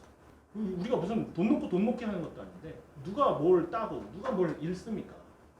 손실을 볼 수 있고 자본 손실을 볼 수 있고 자본 차익을 볼 수 있는 거지만 우리가 우량가치주를 선별해서 기업 성장의 과실을 나누는 거예요. 삼성전자 앞으로도 성장하지 않겠습니까? 저는 확신해요. 한국의 성장이 계속되는 한 삼성전자 계속 성장할 거라고 생각해요. 근데 제가 왜 삼성전자에 투자하지 않느냐? 제가 투자하는 기업들이 삼성전자보다 더 잘 나가는 기업들이에요. 실제로. 더 많은, 더 잘 나가고 더 우량하다고 볼 수는 없겠지만 더 높은 성장을 할 거라고 확신해요. 저는. 그러니까 다른 기업에 투자하는 겁니다. 삼성전자에 투자 안 하는 이유가 단순히 삼성전자 비싸잖아. 돼서는 안 됩니다. 여러분. 많은 개미 투자자들이 예전에 삼성전자 250만 할 때 삼성전자 투자 안 하는 이유가 단 하나였어요. 비싸잖아. 이 비싼 게 무슨 상관이에요? 그게. 내 계좌 총액이 250만 원이 너무 무조건 비싼 거 상관없는 거죠. 그거는. 시가총액이 중요한 거지. 그랬더니 삼성전자에서 꼼수로 주식수를 나눠가지고 한 주당 5만 원으로 만들으니까 싸졌다! 그러면서 투자하는데 웃기는 거죠. 이거는. 비싸서 투자 안 하는 게 아니라 그거보다 더 좋은 성장의 기회가 보일 때 투자 안 할 수 있는 거지. 만약에 그럴 자신 없으면 삼성전자 투자해야죠. 자, 세 번째, 추세 추종을 이용하여 하락 리스크를 통제한다. 실제로 이번 하락장에서는 제가 효과를 못 봤습니다. 솔직히 고백하자면 이번 하락장은 너무 가팔랐어요. 그래서 추세 추종을 이용해서 하락 리스크 통제에 실패했습니다. 하지만 여러 가지 이제 데이터를 돌려보면요, 제가 언제 한번 성공했었냐면 지금 제가 이때는 성공했어요. 한 이쯤에 나왔어요. 이쯤에. 그래가지고 요만큼을 안 맞았어요. 추세 추종 전략이라는 것은 여러분 제가 좀 이따가 이제 추세에 대해서 이야기하면서 좀 자세히 얘기할 건데 추세 추종 전략을 통해서 확실하게 리스크를 줄일 수가 있습니다. 제가 기업에 투자를 한다 그랬죠. 제가 회장님이라고 그랬어요. 제가 지주회사 회장님인데 이 회장님 판단에 딱 봐도 이거 좀 기업하기 안 좋은데 싶으면 그만할 수 있는 거잖아요. 그렇죠? 근데 그 판단이라는 게 오롯이 그게 나의 직감과 나의 경험으로만 이루어진 것이겠습니까? 사실상 우리 소비자 신뢰 지수라든가 뭐 PMI 지수라든가 이런 거 다 조사할 때 전화해서 물어봐요. 다음 달 경기 어떻게 될 것 같아요? 라고 물어봐요. 그 사람 수많은 사람들한테 물어보는 게 지표로 나오는 거예요. 그것처럼 저도 많은 주식들이 다 떨어지고 있다. 그렇다면 이거 기업하기 안 좋은 시대니까 지금 잠깐 기업 접어야겠다. 저는 기업을 접고 기업을 다시 열고 하는 게 너무 편하죠. 아까 말한 것처럼 엑시트 자유로우니까. 그래서 저는 저때 엑시트에서 저 손실은 막았습니다. 제가 한 2,600포인트 코스피 갔다가 2,400 몇십 포인트에서 저는 추세 추종으로 아웃을 했어요. 그래서 실제로 그때 뭐 한 1,900포인트까지도 내려가는 그 상황에서는 막았어요. 근데 이번에 왜 못 막았냐? 대응할 수 없을 정도로 빠르면 그건 막을 수가 없죠. 이번에는 제가 보고 있는 추세 추종의 그 타임 프레임보다 더 빨랐어요. 그래서 이번에는 아무 대응을 못했어요. 사지도 못하고 팔지도 못하고. 그래서 그냥 제가 주관적으로 조금 금 투자하고 뭐 주관적으로 조금 뭐 손절하고 한 것들은 주관적으로 한 것들이 이제 메인 포트폴리오는 아예 건들지를 못하고 그대로 때려 맞았다가 다시 그대로 올랐습니다. 추세 추종에 대해서는 말이 많아요. 같이 투자하시는 분들은 추세 추종을 완전히 부정하시는 분들도 있고, 그래서 저는 여러분한테 이 추세 추종에 대해서 먼저 이야기를 하려고요. 이 추세 추종이라는 게 뭔가 뭐 대척되는 진리가 아니에요. 이게 기독교랑 불교 같은 그런 느낌이 아니라 그냥 다 하나의 종교 안에 있는 종파예요. 그냥 그렇게 생각하셔야지 공존할 수 없는 존재라고 생각하면 안 돼요. 그래서 그거는 추세 추종에 대해서 다시 이야기하면서 좀 자세하게 설명을 드릴게요. 자, 네 번째, 계량 분석을 통하여 현황 오류를 최소화한다. 저는 이거 굉장히 추천드리는데 모두에게 맞는 이야기는 아닐 수도 있어요. 실제로 모두가 다 할 수 있을 거라고 생각하지도 않습니다. 그래서 이거는 그냥 계량 분석을 통해 편향 오류를 최소화한다. 우리 여러분 마법의 돈 굴리기라는 책을 읽어보셨으면 거기 좀 나오겠지만 우리 인간은 진짜 편향에 사로잡힌 동물입니다. 우리가 뭔가 주식을 샀을 때 그 주식에 대해서 지나치게 사랑하게 되고 그 주식이 좀 나쁜 소식이 들려도 아니야 괜찮을 거야 이러다가 정말 잘못된 판단들을 많이 하죠. 그리고 만약에 그 정말 믿었던 주식인데 조금 주가가 떨어진다고 해서 이 주식에 대한 신뢰가 깨져가지고 이 주식을 내가 정말 사고 들고 있어야만 하는데도 손절하고 그런 일이 너무 비일비재하잖아요. 그래서 그런 일들을 막으려고 하는 게 계량 투자거든요. 사실 계량 투자 정말 기계적으로 컴퓨터가 사라 그런 제가 만약에 처음에 이런 로직을 만들어서 딱 올렸다 하면 컴퓨터가 알아서 종목을 뽑습니다. 물론 그건 제가 뽑는 거랑 마찬가지예요. 제 로직이니까. 그걸 그냥 저는 아무 말 없이 기계적으로 삽니다. 근데 그것조차 너무 힘들어요. 왜냐면 사면서도 이건 정말 쓰레기 주식인데 이런 생각이 들어서 힘들어요. 그래서 자동 매매 프로그램까지 만들었어요. 그래서 알아서 뽑아, 알아서 사 해서 제가 다 매수 못하죠. 저 금요일 날 문자 보여드리면 그 문자가 체결됐다고 문자가 한 400 몇십 통이 와요. 120 몇 종목을 6분할로 해가지고 분산으로 쫙 갑니다. 그러면 그렇게 해가지고 사면 편향 오류 생길 수가 없죠. 왜냐? 전 제 계좌에 무슨 종목이 있는지 모르거든요. 지금 저한테 사람들이 회사 사람들이 물어요. 너 주식까지? 예. 뭐 샀냐? 몰라요. 모르긴 뭘 몰라. 봐봐. 보여주면 이렇게 나오거든요. 그래가지고 잘 나가는 것도 있고 못 나가는 것도 있고 그렇습니다. 근데 저는 좀 더 욕심을 내서 이 잘 나가는 녀석들은 미리 좀 뽑아올 수 있지 않을까? 우리가 같이 공부한다면 잘 나가는 것들은 2배, 3배도 나요. 실제로 계량 분석 투자를 했을 때 물론 못 나가는 거 반토막도 납니다. 근데 우리가 미리 공부를 한다면 반토막 나는 녀석들은 피할 수 있지 않을까? 최소한 우리가 최고 1종목은 못 골라도 쓰레기가 될 녀석은 우리가 사람 눈으로 들여다보면 바꿀 수 있지 않을까? 라는 생각입니다. 그럼 일단 반토막만 없애도 전체 포트폴리오 수익률은 확 올라갈 거고 그 중에서도 정말 잘 나갈 것 같은 녀석들은 그룹군으로 모을 수 있지 않을까? 여기 계신 분들 20분이 제가 이제 전략을 하나 뽑을 때마다 한 전략에서 20종목이 나옵니다. 제가 안 봐요. 그게 무슨 종목이 들어있는지도 보지 않고 그냥 사야죠. 근데 여러분한테 한 종목씩 할당을 해드린 다음에 우리가 한날 1시에 모여서 이 종목은 내가 캐봤는데 별로였어. 이 종목은 좋았어. 그래가지고 우리가 거기에 대해서 표결을 해서 투표를 한 다음에 괜찮다 싶은 녀석을 매수한다면 제가 20종목 뭉태기로 싼 것보다 낫지 않을까? 그게 그리고 계속 반복된다면 그렇게 해서 포트폴리오 분산이 이상적으로 이루어진다면 좋지 않을까라고 생각합니다. 5번째, 자신만의 원칙을 지킨다. 말이 쉽지 되는 사람 별로 없습니다. 투자 가지고 지른다. 근데 이거는 자신만의 원칙, 제가 원칙에 대해서 제가 같이 투자를 할 때 생각했던 그리고 제가 동생에게 해주고 싶었던 투자의 원칙에 대해서 한번 이야기를 해볼게요. 자, 여러분 제가 이제 이건 친구들이랑 동생한테 편하게 하느라고 좀 거칠게 썼는데 이렇게 생각하셔야 됩니다. 자, 우리 따라 읽어봅시다. 나는 멍청이다.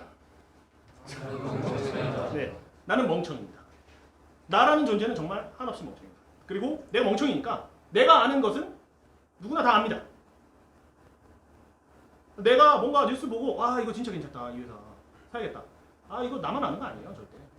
그리고 뭐 거기 다니는 친구 뭐 현대 다니는 친구가 이렇게 얘기해줘가지고 그 다 알아요. 사실. 그거 뭐 되게 특별한 건 줄 알았거든요. 저도 다 알아요. 근데 문제는 내가 모르는 것도 누구나 다 알아요. 왜냐면 나는 멍청이니까. 그리고 나는 멍청이니까 내가 하고 싶은 대로 하면 절대 돈을 못 법니다. 사고 싶으면 팔아야 되고요. 팔고 싶으면 사야 돼요. 실제로 그렇게 하면 벌어요. 왜냐면 나는 멍청이니까. 근데 그렇게 투자할 수 없죠 사실. 자, 요거를 문자 그대로 내가 하고 싶은 대로 해선 돈 못 번다. 그러면 내가 하고 싶은 대로 반대로 할까?가 아니라 내가 정말 뭔가 하고 싶을 때는 이 생각을 해봐야 되는 거예요. 내가 정말 이거 하고 싶을 때는 내 경험상 내가 하고 싶은 대로 해서 돈 번 적이 있었나? 의심 한번 해봐야 되는 거예요. 내가 왜 이걸 살려고 그럴까? 내가 이거에 대해서 뭔가 남들보다 특별한 정보를 가지고 있으니까? 그러면 그 중에 정말 특별한 정보일까? 내가 남들보다 더 공부를 많이 해서 이 회사 삼상 성공할 거라는 확신이 서니까? 그게 정말 나만 아는 걸까? 내가 모르는 무언가까지 남들은 다 압니다. 정말 알고 계는 사람 다 알아요. 자, 물론 세상에 주식시장에 90%는 멍청입니다. 나보다 더. 근데 물론 나도 충분히 멍청해요. 자, 같은 말입니다. 다섯 번째, 나는 한낱 개인일 뿐이며 이건 결코 시장을 예측할 수 없습니다. 결코. 저도 그렇습니다. 여러분도 그렇습니다. 아무도 못 맞춥니다. 가끔 신기 있는 것처럼 맞추는 사람들 운이 좋은 겁니다. 언젠간 틀립니다. 그리고 그 사람이 만약에 그 자기 확신을 가지고 매번마다 전 재산을 베팅한다면 정말 10년 안 가 반드시 빈털터리가 될 겁니다. 그렇게 확신한다면 베팅해야죠. 말로만 할 게 아니라. 자, 제가 팟캐스트를 듣는데 신과 함께라는 팟캐스트 아십니까? 신과 함께라는 팟캐스트 제가 즐겨 듣는데 그 안 듣는 패널들이 좀 있어요. 정말 확신에 차서 말하는 사람들. 아, 그렇게 확신에 찼으면 전재산 베팅해야죠. 그렇죠? 거기 나와서 그렇게 떠들 게 아니라. 만약에 근데 전재산 베팅했으면요 6개월 있다 못 나오는 사람 허다해요. 6개월 있다 나와서 한다는 말이 제가 이렇게 예측을 한 데는 이런 근거가 있었는데 상황은 이렇게 돼서 좀 바뀌었습니다. 뭐 이런 소리를 하는데 그러면 그렇게 확신 있게 말하면 안 되죠. 아무도 예측 못한다는 게 일단 베이스입니다. 사실 어떤 전문가도 마찬가지입니다. 앞으로 우리가 이걸 언제 기억해야 되냐면 제가 3월 17일 날 이걸 기억을 못했네요. 저는 3월 17일 날 주가가 앞으로도 계속 떨어질 것 같았어요. 근데 제가 시장을 감히 예측할 수 없다는 사실을 다시 한번 되새겼어야 되는데 제가 그냥 객관적으로 쌌을 때 샀어야 되는데 제가 더 못 샀습니다. 더 떨어질 것 같아서 시장을 감히 예측해서 실수였죠. 제가 만약에 그때 정말 풀베팅을 했으면 다시 다른 격으로 올라갔겠죠 저는. 근데 저는 못했습니다. 시장을 예측해서. 여러분은 감히 시장을 예측하려 하지 마십시오. 자, 여쭤볼게요. 김종균님, 2차 팬데믹 올까요? 예측할 수 있어요. 예, 예측할 수 없는 거예요. 정말 제가 온데 필요 없어요. 자, 현금 비중 N% 유지, 이거에 대해서 좀 팁을 드릴 수가 있어요. 이거는 아까 말씀드린 리밸런싱 정신을 기억하셔야 됩니다. 근데 어떻게 하냐면 저는 어떻게 하냐면 연초에 그냥 제 트레이딩 월이라고 트레이딩 원칙들이랑 로직들이랑 여러 가지 다 붙여놓은 게 있어요. 미래 계획이랑 거기다가 써놔요. 올해의 현금 비중 제 나름대로 이제 생각을 하고 계산을 해서 올해는 20%를 가져간다. 써놔요. 그러면 내가 정말 주가가 많이 떨어져서 정말 현금 더 또 쏟아붓고 싶어도 이거 지켜야 되는 거예요. 이거. 현금 비중 20%라는 거는 내가 주가가 떨어졌으니까 20%를 다 털어서 넣겠다가 아니라 내 총액이 예를 들어서 1억이었는데 주식 비중이 8천만 원이었는데 반토막이 나서 주식이 4천만 원이 됐어요. 그럼 나는 현금이 2천만 원이 있겠죠. 6천만 원이겠죠. 6천만 원 중에 2천만 원은 20%가 아니잖아요. 그렇죠? 그럼 한 800만 원 정도를 헐어서 주식을 살 수가 있겠죠. 그래서 연초에 벽에다 쓰세요. 집에 모니터 앞에다 붙여주셔도 좋아요. 나는 올해의 현금 비중 이만큼이다. 그리고 내가 이거 깨면 멍멍이다. 쓰세요. 정말 지켜야 됩니다. 이거는 아무리 강조해도 지나치지 않고 아무도 지키지 않습니다. 정말 지켜야 돼요. 자, 7번 안전마진 파악. 여러분은 개랑 투자를 하는 사람들은 아니잖아요. 그렇죠? 우리가 이제 가치 투자를 베이스로 거기다가 여러 가지 기법들을 섞으려고 하시는 분들이니까 뭔가를 매매하기 전에 최소한 그게 뭔지, 그게 왜 올라야만 하는지 누군가에게 설득력 있게 설명할 수 있어야 돼요. 우리가 스터디 모임을 하면서 얻어지는 장점 또한 그겁니다. 여기 나와서 여러분이 설득해야 돼요. 이 사람들한테 내가 이거 왜 샀는지에 대해서 설득해야 돼요. 우리 김 부장님이 오른 데가 아니라 우리 회사에서 신차 발표했는데 차가 죽여, 디자인이 짱이야, 그래서 오를 것 같아. 이런 생각이 아니라 실제로 그러면 경쟁사들이 그런 차량은 어떻게 돼가고 있고 그 경쟁사들 차량 판매량은 어떻게 돼가고 있고 그러면 이런 시장을 개척할 때는 우리 회사 매출이 어느 정도 오를 것 같고 그러면 우리 회사의 가치가 어느 정도이기 때문에 지금 가격보다 얼마는 올라야 된다를 설득할 수 있어야 돼요. 모두에게. 그런 종목만 사야 돼요. 근데 그게 안전마진이라 하는 것은 가치 분석이 일단 선행이 돼야 됩니다. 이 회사의 가치가 얼마인지를 알아야지. 지금 이 회사를 내가 이 회사의 가치가 예를 들어 10만 원인데 가치는 10만 원인데 가격이 2만 원이다. 그러면 내가 이 회사를 샀을 때 정말 2만 원에 샀는데 만 원으로 반토막이 나도 더 사야죠. 그때는. 왜냐면 8만 원이나 되는 마진, 안전마진 내가 먹어야 될 그런 이유가 있으니까. 가치 분석이 돼야지만 안전마진이 얼마인지도 계산을 할 수 있습니다. 안전마진 파악 없이 안전마진이 혹시 없거나 없는 종목들이 있어요. 제가 예를 들자면 SK바이오팜 최근에 공모해서 상장을 했죠. 안전마진 얼마인지 아십니까? 계산 되나요 그게? 계산 안 돼요. 미래 성장성이 있는 회사일 수 있어요. 그렇죠? 잘 나갈 것 같기도 해요. 근데 기억해 봅시다. 나는 멍청이고 내가 아는 것 누구나 다 알고 내가 모르는 것도 누구나 다 알고 내가 예측하는 건 아무도 안 맞고 아무것도 안 맞고 나는 하고 싶은 대로 해서는 안 된다. 자, 이 5가지를 생각할 때 SK바이오팜을 내가 살 수 있을까요? 이 SK바이오팜 잘 나갈 것 같아? 이거 의미 없는 뷰입니다. 앞으로 어떻게 될 것 같아? 안 맞습니다. 어차피. 그리고 내가 SK바이오팜 다니는 친구한테 들었는데 뭐 삼성이 어떻게 됩니까? 이거 누구나 다 아는 정보입니다. 그렇죠? 그러면 우리가 이제 믿을 거는 SK바이오팜이 진짜 가치가 얼마인가? 이걸 계산해서 그럼 지금 가격 대비 내가 얼마나 먹을 수 있는가? 얼마 올라야지 정상인가를 계산을 해야 되는데 그 계산이 되면 사야 되는데 그 계산이 되나요? 이게? 저는 바이오 주식은 아예 투자를 안 해요. 실제로 제가 정성 분석을 할 때도 애초에 안 했어요. 왜냐하면 삼상을 통과해서 그게 매출로 찍혀야지만 기업 가치가 분석이 될 것 같은데 삼상이 통과할지 안 할지도 몰라요. 그러면 실제로 거기는 투자할 수 없죠. 물론 모멘텀 기법을 사용해가지고 트레이딩을 할 수는 있어요. 하지만 내가 여러분이 지주회사 회장님인데 이 회사가 돈을 벌지 안 벌지는 이거를 성공한 후에 얘기해요. 성공할지 안 할지는 몰라. 아직. 성공하고 나서 돈을 얼마나 벌지는 또 그때 가서 시장을 얼마나 개척했느냐에 따라서 틀려지는 거고. 여러분이 지주회사 회장님이면 이런 회사 사겠습니까? 솔직히? 못 사죠. 정말 헐값에 나오는 거 아닌 이상. 뭐 그냥 걸어보자. 그러고 내가 진짜 큰 돈에서 정말 큰 돈으로 하는 거 아닌 이상. 아니면 내가 정말 그쪽에 정말 전문가여서 빠삭해서 이거가 이 정도의 가치가 있어. 이게 삼상이 통과될 거 확실하고 내가 의사하고 내가 정말 그 제약적으로 정말 빠삭한 사람이라서 삼상이 통과되고 삼상이 통과되면 유럽 시장에서 어느 정도의 매출을 일으켜서 이 회사가 앞으로 얼마나 잘 나갈 건지 내가 확신이 있을 때만 그 회사 인수할 수 있지 않습니까? 그 인수하는 사람들은 그러니까 인수하는 거거든요. 우리가 그런 게 됩니까? 되면 해도 돼요. 안 되면 하지 말아야죠. 매도 가격 정해야 됩니다. 매수는 기술, 매도는 예술이라는 말이 있는데 매도가 정말 힘든 게 우리가 이제 개별 종목 투자를 하다 보니까 매도가 정말 힘들다는 말 저는 사실 공감을 못합니다. 저는 그냥 알아서 컴퓨터가 파니까 얼마에 팔았는지도 모르고 팔아요. 근데 매도 처음에 내가 가치 분석을 했어. 10만 원이라는 가치를 딱 분석했을 때 이건 10만 원이야. 그랬으면 저는 10만 원에 팔아야겠죠. 제가 가치 투자자라면. 그죠? 만약에 근데 제가 모멘텀 투자자라면 그럼 모멘텀이 꺾일 때 나는 판다. 10만 원이든 20만 원이든 그건 상관없어. 자기 원칙이 있어야 되는 거거든요.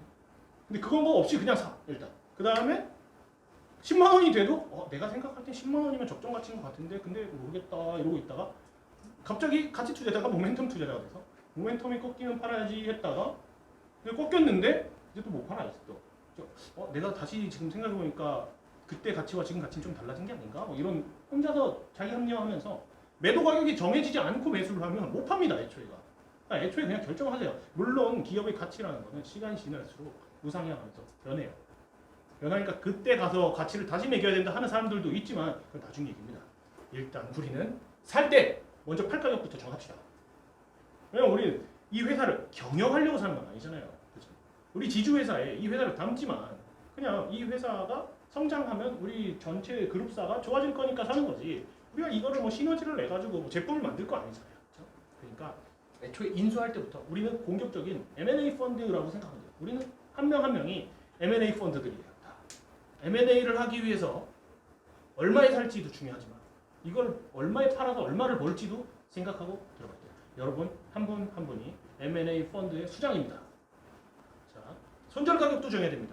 왜냐면 이거 참 말이 앞뒤가 안 맞는 말들이 나와요. 안전마진이 있으면 더 사라 그랬다고 손절을 하라고? 말이 안 되는 것 같죠? 근데 손절이 꼭 필요해요. 왜냐면 내가 볼 때는 가치가 10만 원이야. 근데 지금 2만 원? 오케이 샀어. 근데 만 원이 됐네? 더 싸졌다. 좋다. 이게 가치 투자자인데 반토막이 났다라는 거는 내가 틀릴 가능성이 훨씬 더 커요. 사실. 자, 나는 멍청이고 내가 아는 거 누구나 다 알고 내가 모르는 것도 누구나 다 아는데 당연히 내가 틀렸겠지. 시장이 틀렸겠습니까? 이게 반토막 났다는 것은 반토막 나기 전에 손절해야죠. 당연히. 그래서 기계적인 손절 라인을 정하되 그게 어디다라고 말하기는 참 힘듭니다. 경험적으로 얻어지는 부분도 있고요. 계량 분석을 통해서 최적의 백테스팅 값을 찾을 수도 있겠고요. 일단 하지만 우리의 인생 전체가 이 투자 하나 때문에 매몰돼서는 안 되지 않습니까? 우리 투자 자산이 내 전 재산에서 너무 큰 비중을 차지할 때 한 20% 정도 손실까지 내가 감내할 수 있다. 근데 이 추세적으로 계속 떨어지고 있다. 그때는 과감하게 손절을 해야죠. 50%까지 가서 결국 손절합니다. 도저히 못 버티고 손절해야 반토막 나면 사람이. 그러면 애초에가 그 기준을 정해놔야죠. 내가 투자하다가 이만큼 잃으면 이건 내가 망한 거니까 그만해야 된다. 최후의 보루는 하나 만들어 놓읍시다. 개별 종목에서 빈번하게 손절매를 말하는 것보다도 오히려 내 포트폴리오 전체에 어느 정도 방어선은 좀 지키고 있자. 이것 때문에 우리 인생이 매몰돼서는 안 된다. 라는 얘기를 하고 싶습니다. 그리고 매수 상한 정하기. 그리고 또 이런 게 있어요. 매수를 하다 보면 주가가 올라요. 분할 매수를 하다 보면. 주가가 오르면 이게 엄청 고민이 돼요. 어디까지 따라가야 되나. 근데 애초에 이게 정해져 있으면 그걸 고민할 필요가 없어요. 내가 이 레인지 안에서는 그냥 산다. 근데 여러분 이렇게 생각하면 안 돼요. 뭐 10,000원짜리 주식이 10,000원에 얼마 사고 12,000원에 얼마 사고 이런 식으로 생각해서는 어차피 실천이 안 됩니다. 그러니까 가격으로 매수 그 타이밍을 정하려고 하지 마세요. 보통 어떻게 하냐면 사람들이 1억이면 한 2천만 원을 지금 사요. 일단 좋다 하면 지금 사고 한 10,000원짜리니까 9,500원 되면 사야지. 이러고 생각하고 있어요. 이거 정말 웃긴 생각이에요. 9,500원 안 되면 그럼 어떻게 할 겁니까? 1,500원 되죠? 마음이 조급해가지고 좀 사요. 근데 어떻게 이런 식으로 하면 안 됩니다.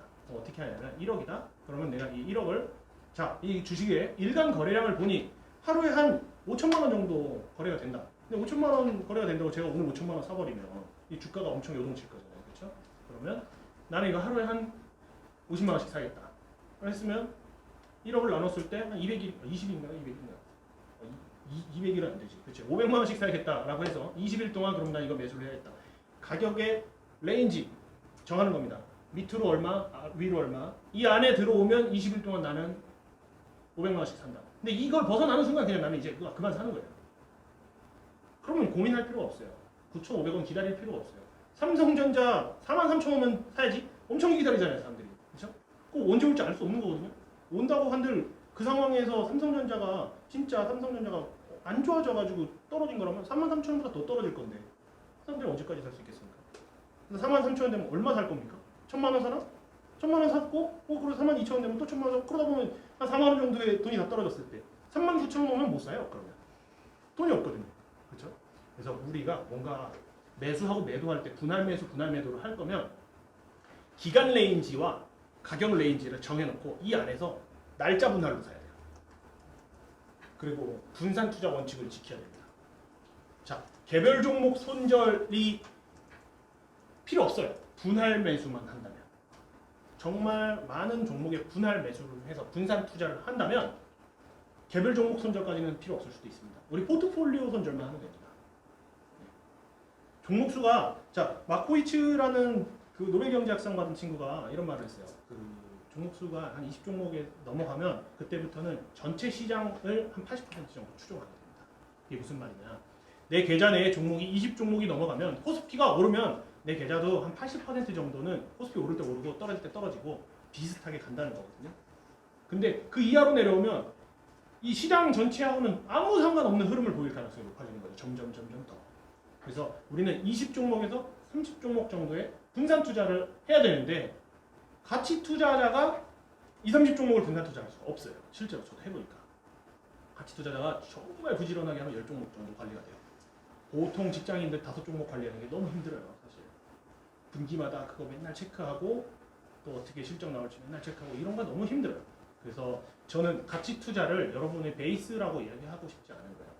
분산 투자는 반드시 필요한데 현실적으로 가치 투자자는 분산 투자를 할 수 없다. 그렇다면 뭘 버려야 되겠습니까? 분산 투자를 버려야 될까요? 가치 투자를 버려야 될까요? 저는 가치 투자를 버리는 게 더 맞다고 생각합니다. 자, 가치 투자를 그럼 완전히 버려야 될까요? 아니면 차용하면 되죠. 저희가 그래서 스터디를 하는 거죠. 한 10종목은 내가 정말 트래킹하고 분석한 내 종목이고 우리가 스터디를 통해서 구했던 그런 종목들을 내가 시간 10시간 들여서 캐볼 거 저 사람이 10시간 들여서 캐보면 난 거기서 1시간 체크만 하면 되는 거예요. 그 말이 뻥인지 진짜인지. 그렇게 하기 위해서 저희가 스터디를 결성한 거예요. 여러분이 그걸 통해서 거기서 그걸 얻어갈 거고 제가 지금 청투모 포트폴리오라는 이름으로 계좌를 1,000만 원 그냥 하나 거기서 설정을 해놨습니다. 그래서 여러분이 발표하는 것 중에서 투표를 할 거예요. 오늘 이 발표가 최고 베스트 종목인 것 같다. 투표를 해서 그 종목을 그냥 살 겁니다. 저는 여러분을 믿고 그냥 살 거예요. 근데 약 20종목을 분산해서 살 거니까 1,000만 원밖에 안 돼요. 그거 한 종목당 50만 원 정도 살 거예요. 맥시멈. 그냥 그날 살 거예요. 저는 분산을 딱 하고 그날 사면 한번 지켜보려고 그렇게 해서 한 2년, 3년이 지났을 때 그게 정말 수익이 시장 초과 수익이 나는가 지켜보면 알겠죠. 제가 만약에 2, 3년 정도 후에도 시장 초과 수익이 안 난다면 저는 깔끔하게 포기할 겁니다. 사람은 안 되는 거 나를. 네. 아직 사람의 희망을 걸고 있어요. 자, 여러분 다시 한번 말씀드리지만 중요한 건 가치 투자가 아닙니다. 가치 투자가 아니라 일단 살아남는 거예요. 뭘 하든 상관없어요. 가치 투자를 해서 살아남아도 되고 일단 살아남고 두 번째 돈 버는 거예요. 그렇죠? 고집스럽게 우악스럽게 가치 투자에만 매달려 있으면서 5년 동안 가치주라고 한 종목에 정말 매달려가지고 마음고생만 지지라고 돈 하나도 못 버는 사람들 그게 가치 투자가 무슨 의미가 있습니까? 가치 투자도 결국 돈을 벌려고 하는 건데 가치 투자가 나쁘다고 말하는 거 아닙니다. 근데 가치 투자와 상충하는 가치들이 몇 개 있거든요. 방금 말한 손절이라던가 분산 투자. 워렌 버핏 그런 얘기예요. 야, 좋은 종목 하나 찾아가지고 거기에 집중해야지. 왜 계란을 다른 바구니에 나눠 담니? 이런 얘기 하거든요. 워렌 버핏이니까 그렇게 얘기할 수 있는 거예요. 그렇죠? 워렌 버핏은 좋은 기업을 찾을 능력도 있고 정말 재능도 있고 돈도 있고 안 좋으면 좋게 만들 능력도 있어요. 실제로. 우리가 정말 베스트 한 종목 그리고 워렌 버핏이 뻥치는 거예요. 워렌 버핏 포트폴리오에 진짜 종목 엄청 많아요. 근데 집중하라고 말은 뻥쳐요. 자기는 엄청 분산하면서 좋은 종목 하나만 살아요.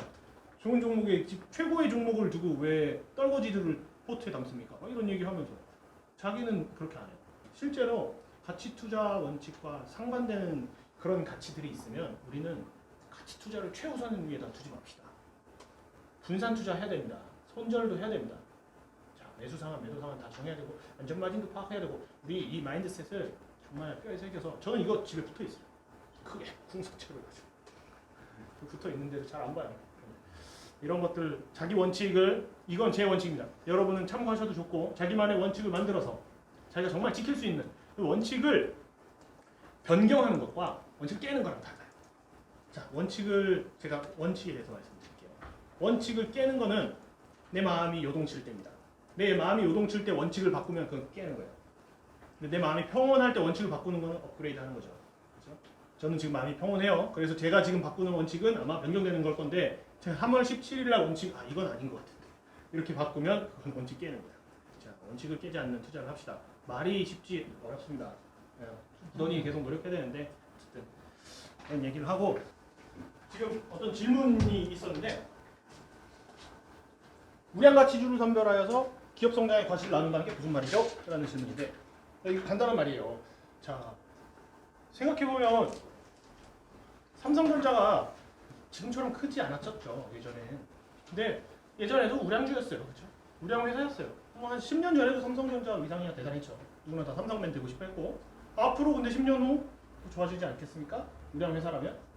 그게 우리가 그 회사의 주식을 산다는 거는 그 회사의 지분을 갖는다는 것이고 그 회사가 성장하는 것의 일부가 우리에게 온다고 생각하면 돼요. 근데 사실 와닿지는 않죠. 삼성전자가 돈 많이 번다고 우리 주가가 오르나? 직접적으로 연관된 것 같지 않죠, 맞지?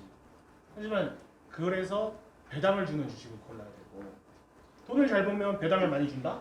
그렇다면 사람들이 배당을 받으려고도 그 회사 주식을 살 거고, 그럼 그 회사 주가는 돈을 많이 버는 거에 비례해서 오르겠죠. 근데 예를 들어서 주가가 지질지질 안 오르는 회사들이 있어요. 돈은 버는데. 그런 회사들을 가만 보면 배당이고 뭐고 주주환원 정책에 아무 생각이 없는 사람들. 그럼 그 회사가 돈 버는 건 그 회사 사장이랑 그 회사 경영진 일가만 신나는 거지. 주주한테 아무것도 안 떨어진다? 그렇다면 주가가 오를 동인이 없죠, 전혀.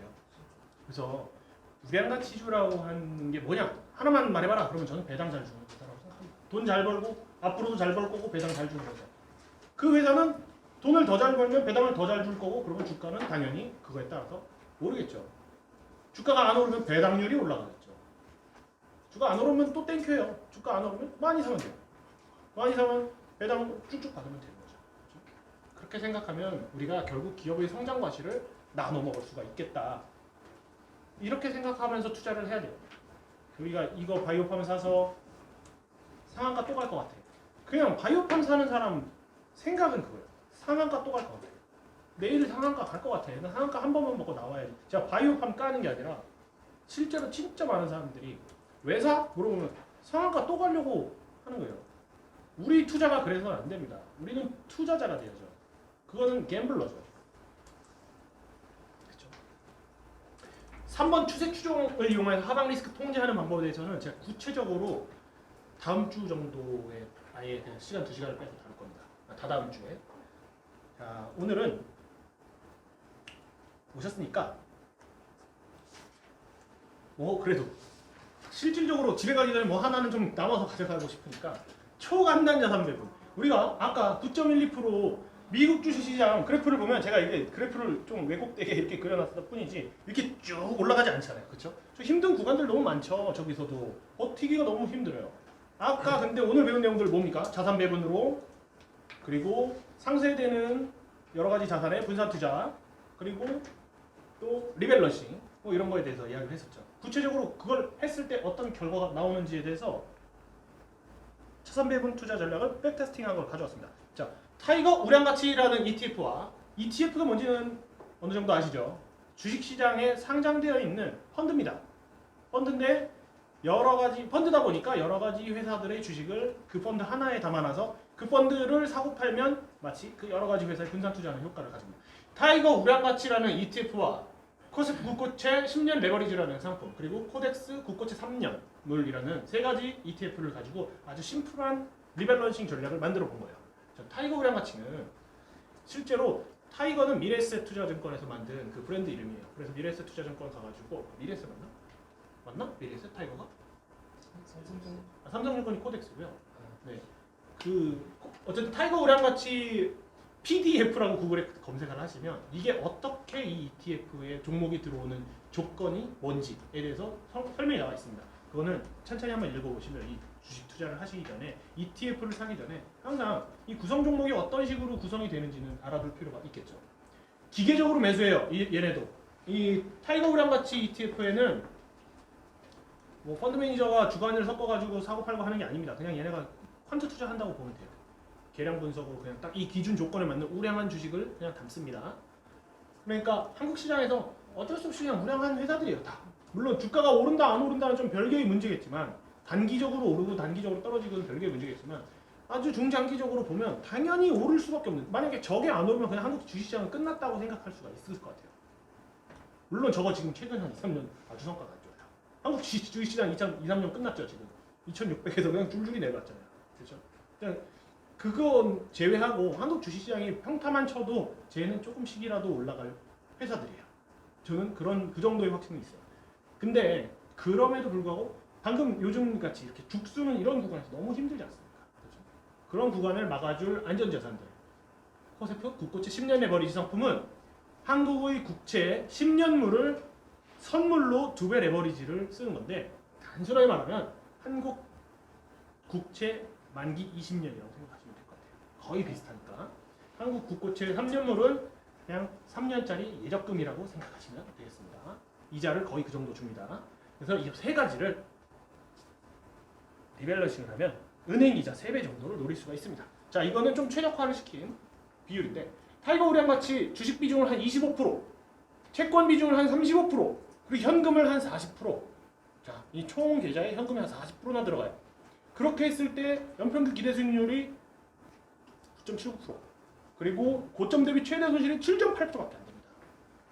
반토막이 수시로 있었음에도 불구하고 남들 반토막 맞을 때 이미 계좌에 40%나 현금이 있으니까 반토막을 안 맞아요. 근데 그 안에서도 장기 채권 같은 안전자산이 받쳐주니까 덜 떨어져요. 그리고 우량 가치 주니까 전체 시장보다는 조금 덜 떨어지고.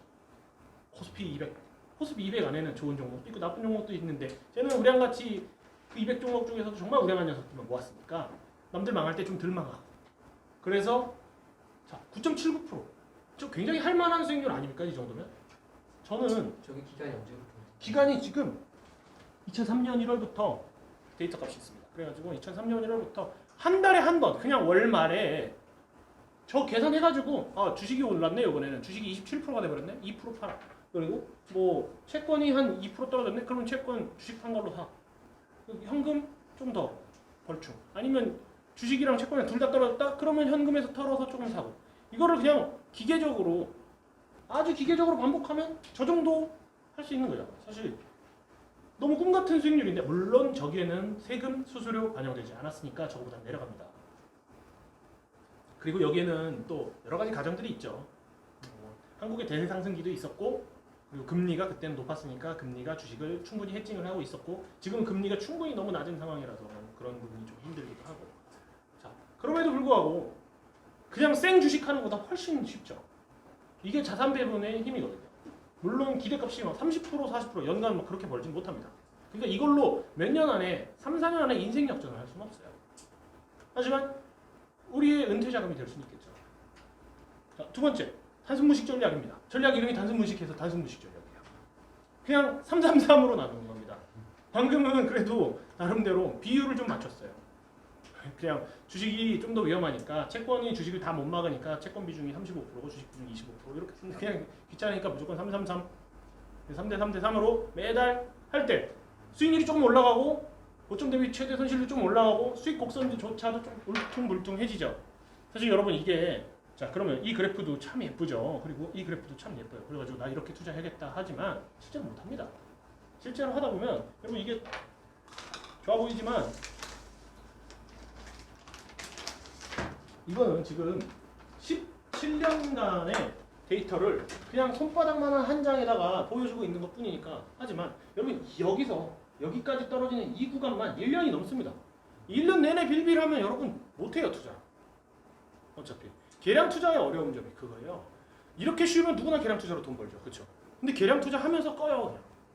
1년 동안 빌빌거려. 이게 사실 1년이 넘는 시간인데 우리에게 1년이라는 시간은 엄청 길어요. 오늘 아침에 자 이렇게 생각해 봅시다. 1월 1일 날 무슨 마음으로 투자금을 많이 가져와서 투자를 했는데 1월 2일, 3일, 4일, 5일, 6일 계속 떨어져요. 지금 그러려니 하고 있었는데 설날에도 떨어져 보니까 1월 1일 날 자금을 회복을 못했네. 화이트데이에도 떨어져. 발렌타인데이 때 와이프 좀 뭐 좀 사줘야겠는데 주식장 보니까 10%래. 이게 그냥 1년 내내 반복되는 거야.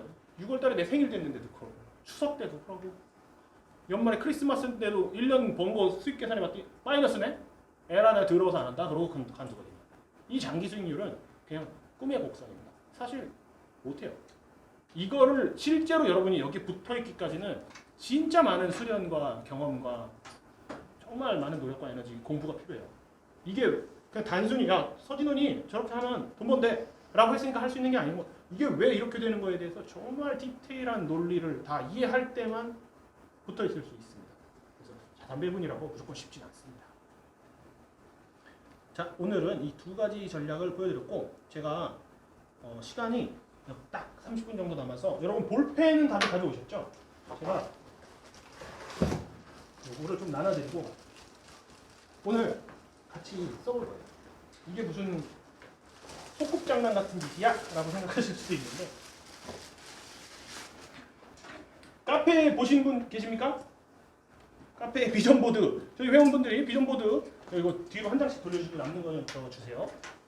비전보드를 만들었습니다, 여러분. 오늘 우리의 은퇴 후는 어떻게 될 것인가, 그리고 우리가 앞으로 어떤 투자를 해야 되는가, 왜 투자를 해야 되는가, 여러 가지 이야기를 했는데 집에 가시면 분명히 오늘 밤 안에 이 마음은 흐지부지 되실 겁니다. 그래서 흐지부지되지 않기 위해서 우리는 종이에 쓸 거예요. 이거를. 자, 흰면에 쓰셔도 되고 검은 면에 쓰셔도 됩니다. 제가 이 비전보드라는 거에 대해서 처음 알게 된 게 제가 2012년 4월 달에 입사를 했어요. 저희 회사 기아자동차에 다니는데 신입사원 교육을 4월 10몇일 날 하면서 이 비전보드라는 거를 써보라고 저한테 이런 종이를 나눠줬어요. 앞에 나온 강사님이 그냥 인생 어떻게 하면 잘 산다 이런 얘기하는 강사님이었는데 다른 건 기억이 하나도 안 나는데 이런 거를 쓰라고 하는 거예요. 거기 뭐라고 나왔냐면 주거, 그리고 차량, 그리고 나의 자아실현 목표 이런 정도를 세 가지를 쓰라고 했었어요. 근데 저는 거기 좀 몇 개 더 추가했습니다. 근데 차량, 자동차 회사라서 그랬었던 것 같긴 한데 차량을 쓰라 그런 게 그래서 거기 친구들이 뭐라고 썼냐면 뭐 별거 다 썼어요. 뭐 K5 탈 거예요. 뭐 그리고 뭐 집은 어디 뭐 10년 있다가 어디 살 거예요. 뭐 이런 거 잔뜩 썼어요. 그럼 다들 버렸을 거예요. 근데 실제로 신입사원 교육 끝나고 제 동기들한테 물어봤거든요. 이거 기억도 못해요, 사람들이. 근데 그리고 제 친구도 저희 회사에 들어왔어요. 몇 달 있다가. 그래서 제 친구가 청투모 1기 때 제가 그러면 야 이거를 너도 썼으니까 한번 보여주자 우리 회원들한테. 그때 없는데? 그러는데요. 근데 저는 있었어요, 작년까지는. 근데 집에 불이 나면서 탔습니다. 그래서 새로 만들었어요, 저는. 근데 참 신기하게도 저는 2012년 4월에 제가 목표했던 거를 거의 다 이뤘습니다. 제가 30대에 이루고자 했던 거를 벌써 초과 달성한 게 너무 많아요. 신기하죠? 제가 그거 맨날 보고 있었던 거 아니거든요, 사실. 그냥 집에 방에 그냥 걸어놨어요. 여러분, 미국에는 되게 이렇게 장기적으로 어떤 그룹군을 트래킹하면서 그 조사하는 거 되게 좋아하는데 하버드생들을 트래킹을 했더라고요. 하버드생 기숙사에 있는 하버드생들을 트래킹을 해서 기숙사에 자기 꿈을 붙여놓은 사람을 30년 동안 트래킹한 거예요. 그거 안 붙여놓은 사람을 트래킹했는데 연봉부터 자녀 수, 집 크기 뭐 다 달라요. 유의미하게 통계적으로 차이가 나요. 저는 이게 진짜 엄청난 힘이 있다고 생각해요. 왜냐하면 제가 이거를 1기 때 4월에 수정해서 한 번 더 썼습니다. 여러분이랑 하려고. 근데 4월에 계획했던 것들이 지금 벌써 한 절반이 올해 계획이 아직 올해가 7월인데 제가 올해 20년 연말까지 계획했던 것들의 절반이 벌써 이루어졌습니다. 여러분도 이거를 그냥 장난이라고 생각하지 마시고 진지하게 좀 쓰셨으면 좋겠어요. 어떻게 쓰냐면 제가 4월에 만들었던 건 좀 부끄럽지만 보여드릴게요. 자, 2020년 그리고 중요한 거는 근시안적인 계획은 더 디테일해야 된다는 겁니다. 되게 짧은 계획일수록 올해 내가 어떻게 살 것이다는 당연히 계획이 더 디테일해야겠죠. 10년 내에는 좀 추상적이라도 20년 그리고 내년도도 좀 디테일해야겠죠. 그리고 지금부터 3년 후 그리고 지금부터 5년 후 10년 후 나의 미래가 어떻게 될 것인가. 이 글씨가 너무 작아서 안 보이네요. 제가 읽어드릴게요. 그냥 저는 이제 주거와 차량, 왜냐하면 이 주거랑 차량이라는 것은 우리 인생에 있어서 되게 큰 부분을 차지하는 자산 중에 하나예요. 그렇죠? 차량도 내가 저 지금 이거 보면서 참고 있어요. 차를 바꾸고 싶어가지고 좀 뽀뽀가 계속 오는 거예요. 요즘 차가 엄청 바꾸고 싶어요. 근데 제가 경차를 타요. 근데 경차 오래 탔거든요 지금. 이제 이쯤 되면 이제 바꿀 때도 됐는데 이런 생각이 드는데 제가 여기 써놓은 거 보니까 현재 차량 유지예요. 그래서 참고 있습니다. 근데 제가 만약 바꾼다면 제 투자 자산 중에 일부가 쪼그라들겠죠. 제가 세워놨던 계획들이 어느 정도 차질이 생기겠죠. 자, 주거 목표는 우리가 어떻게든 뭐 집을 자가주택이 있으신 분도 있고 없으신 분도 있고 앞으로 뭐 집을 살 거든 아니든 우리 주거와 어떻게든 정해져야지 우리가 뭘 할 수 있지 않습니까? 그래서 주거와 차량 그리고 안 보여. 자, 그리고 자아실현, 자산, 소득 이렇게 써놨습니다.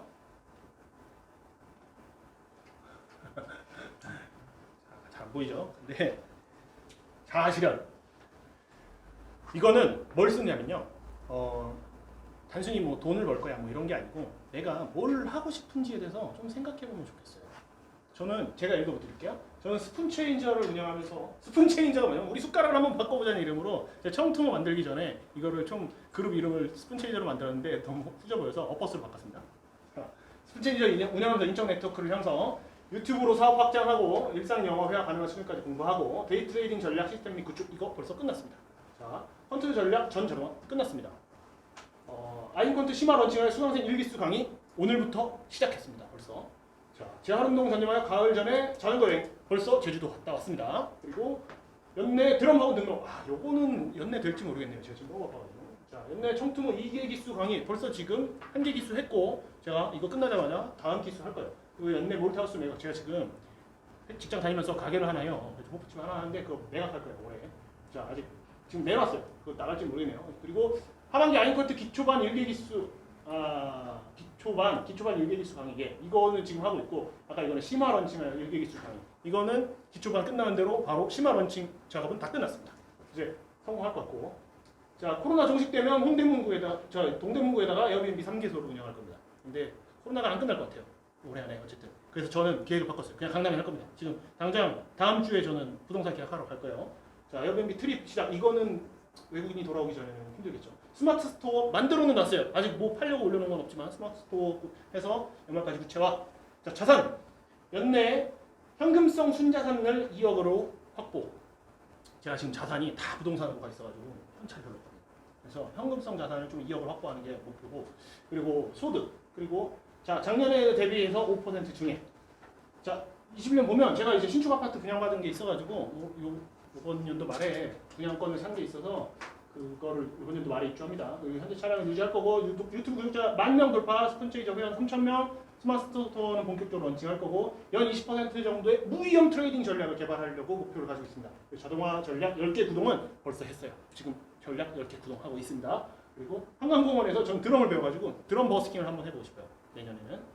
자 그리고 에어비앤비 트립으로 제가 외국인이랑 같이 놀아보고 싶어요. 그래서 에어비앤비 트립이라고 이제 외국인들 데리고 가이드 해주는 걸로 한 50명 정도 만나보고 싶고 그리고 에어비앤비를 서울에 8개소, 8개 정도 운영을 하면서 프로토 시스템을 구축해가지고 원외 수입이 좀 나왔으면 좋겠고 아인컨트 기초심화를 각각 2개 기수 매출이라고 써놨는데 지금 제 주머니 사정상 5개 기수는 해야 될 것 같습니다. 열심히 해야죠. 그리고 아인컨트 기초심화도 또 하고 자전거로 해외 여행을 하고 또 자전거 타면서 그 영상을 제작해가지고 유튜브에 좀 올리려고 합니다. 그리고 보홀 발리카사에서 프리다이빙을 좀 해보는 목표가 있고요. 부동산 제외 현금성 순자산으로 3억을 목표하고 있고 또 이렇게 여러 가지 소득을 뭐 아인컨트로 연 3천만 원 정도, 에어비앤비로 한 연 3천만 원 정도, 그리고 에어비앤비 트립으로 연 500만 원 정도, 스마트 스토어에서 월 100만 원 정도, 그리고 스푼체인저 강의 사업으로도 한 연 500 정도를 계획을 하고 있습니다. 제가 목표하는 내년도 소득이고 저는 충분히 가능할 거라고 전망하고 있어요. 여러분 이게 여러분 머릿속에 다 있긴 있을 겁니다. 써본 적이 없을 뿐이지. 근데 쓰지 않으면 나중에 2년 후에 3년 후에 내가 2년 전에 이 생각했었는데 기억 안 나요. 내가 2년 전에 이 생각했었는데 됐다 몰라요. 내가 잘 가고 있는지 내 방향성이 어디로 가고 있는지를 알 수가 없어요. 미리 써놔야죠. 미리 써놔야지 내가 2년 후에 3년 후에 내 방향성이 맞게 왔구나 아니면 내가 여기서 좀 잘못 왔구나 이거를 고쳐야겠구나를 알 수가 있는 겁니다. 여러분. 이거 쓰셔서 이렇게 총 2005해 그리고 내년 3년 후 5년 후 10년 후에 미래 우리가 어떻게 될 것인지 그런 거에 대해서 좀 쓰셔서 여러분 방에 거세요. 그리고 우리 카페에 업로드 합시다. 사실 부끄러워할 필요 없어요. 남의 10년 계획에 관심 있는 사람 하나도 없어요. 저 비전보드 써가지고 제가 23살부터 일했는데 23세 그거를 동기 100명 앞에서 발표했습니다. 제가 거기 뭐라고 써 있었냐면요. 기억이 지금 좀 가물가물한데 30대가 되면 나는 30대 중반에 자가주택을 소유할 것이다 써 있었는데 벌써 소유했어요.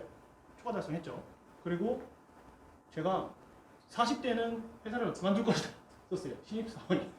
신입사원 교육 받으면서 다른 친구들은 40대가 되면 뭐 부장이 될 거다 50대가 되면 뭐 공장장이 이사가 될 거다 이런 거 썼는데 전 40대 되면 그만둘 거다 50대 되면 국회의원 할 거다 썼어요. 그랬더니 막 다들 엄청 놀리더라고요. 저는 국회의원 하는 거 포기했습니다. 관심 없고 40대 그 직장 그만두는 건 충분히 하고 있어요. 저는 반드시 성공시킬 겁니다. 성공할 거라고 믿습니다.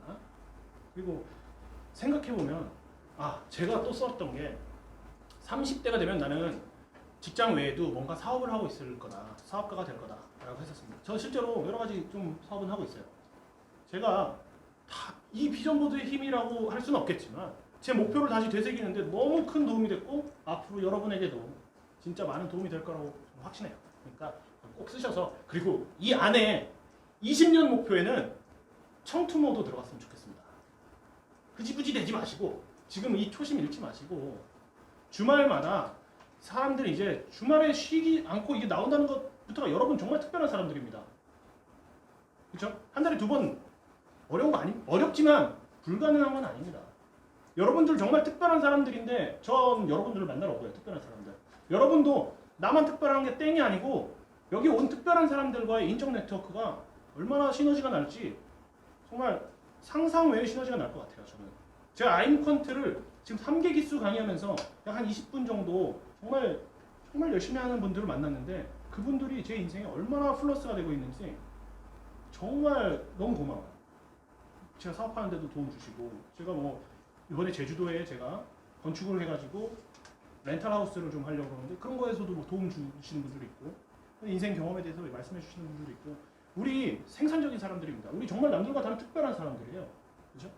이 자리에 있다는 거가 그 증거예요. 주말에 다 놀고 있잖아. 그죠? 그러니까 우리 이 마음을 계속 가져갑시다.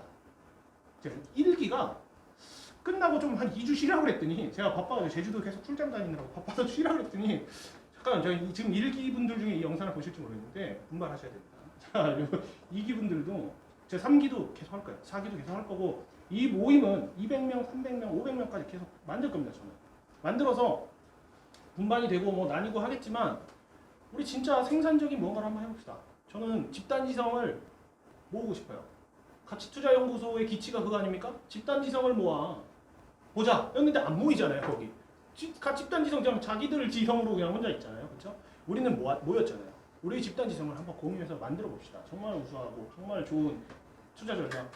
우리 모임에 누구나 다 들어오고 싶고, 여기 모임 포트폴리오 따라가면 그냥 돈 번다가 2년 뒤에 정말 입증되게끔 제가 앞으로 2년 동안 열심히 하겠습니다. 여러분도 열심히 잘 부탁드리겠습니다.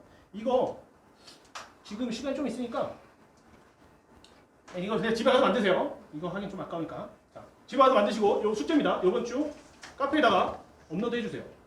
꼭. 그리고 여러분 서평 숙제 드렸는데 왜 안 하십니까? 숙제를 한 번 안 하는 건 쉽습니다. 두 번째는 당연히 그냥 안 하는 거고. 네. 자, 숙제를 한 번 놓치면 계속 안 해요. 제가 일기를 보니까 계속하는 사람은 계속하고 계속 안 하는 사람은 계속 안 해요.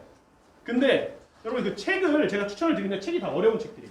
실제로. 투자를 오래 하신 분들은 좀 쉽게 술술 읽히겠지만 책을 읽는 요령을 좀 알려드릴게요. 책을 읽다가 만약에 조금 어렵다 막힌다 하면 그냥 과감하게 넘어가셔도 되는 내용들이에요. 다.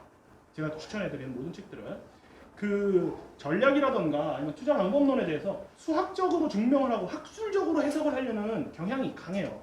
투자 책 쓰는 사람들이. 필요 없습니다. 저희 뭐 교수할 거 아니니까 학술적인 부분, 학술적인 증명 부분 넘기고 그냥 내용만 이해하고 넘어가면 됩니다. 이 책을, 같은 책도 누구는 엄청 어렵다 그러고 누구는 정말 쉽게 술술 읽힌다고 그러는데 읽기의 방법은 차이에요. 이거는 제가 한 글자 한 글자 다 읽지 마세요.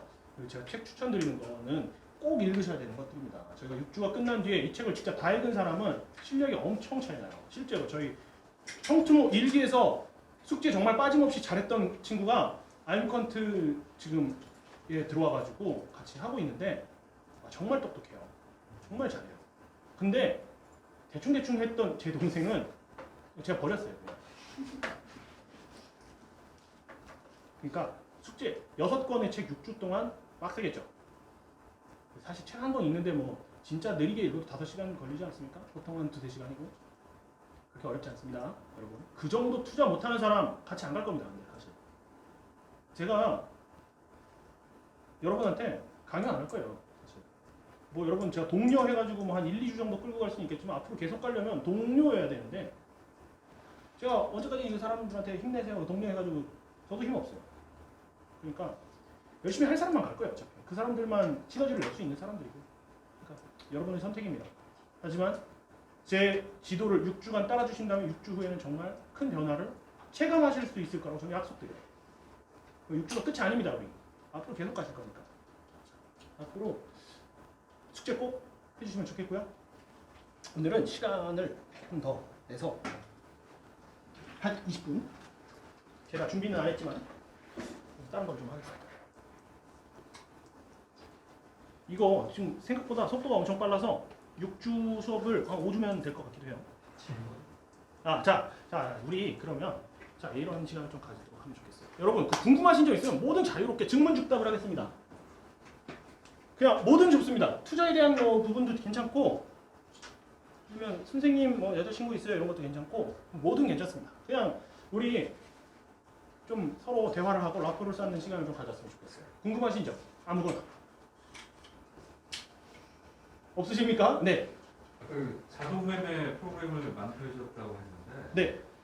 어떻게 만드셨는지 좀 그 과정이라든지 네. 그걸 좀 물어봤습니다. 어떻게 만들었냐면요. 보여드릴게요.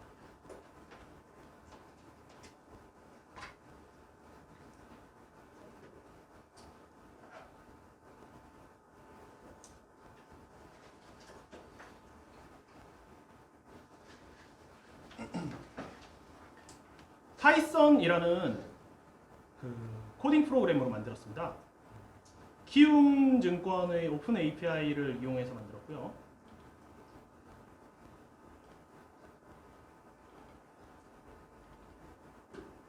이거는 여러분 그 6주 후에 여러분이 정규반으로 오시면 청투모 정회원들에게 무료 배포하고 있습니다. 아직 배포 안 했고요. 지금 완성된 지 얼마 안 돼서 무료 배포할 겁니다. 실제로.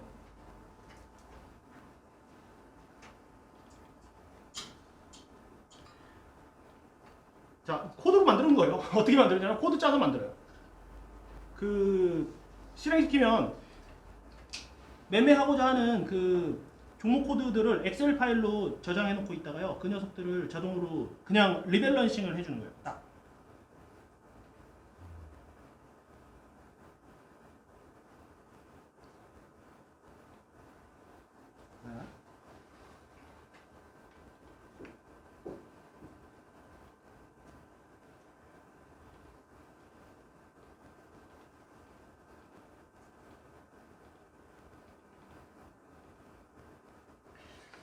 제가 예전에는 그냥 개인적으로 혼자 사용하다가 이번에 좀 배포하려고 작심하고 인터페이스를 만들어가지고 여러분이 이거를 사용하시면 어떻게 할 수 있냐면 그 엑셀 파일에다가 그냥 종목 코드랑 종목 이름만 넣어놓으시면 그대로 그냥 사요.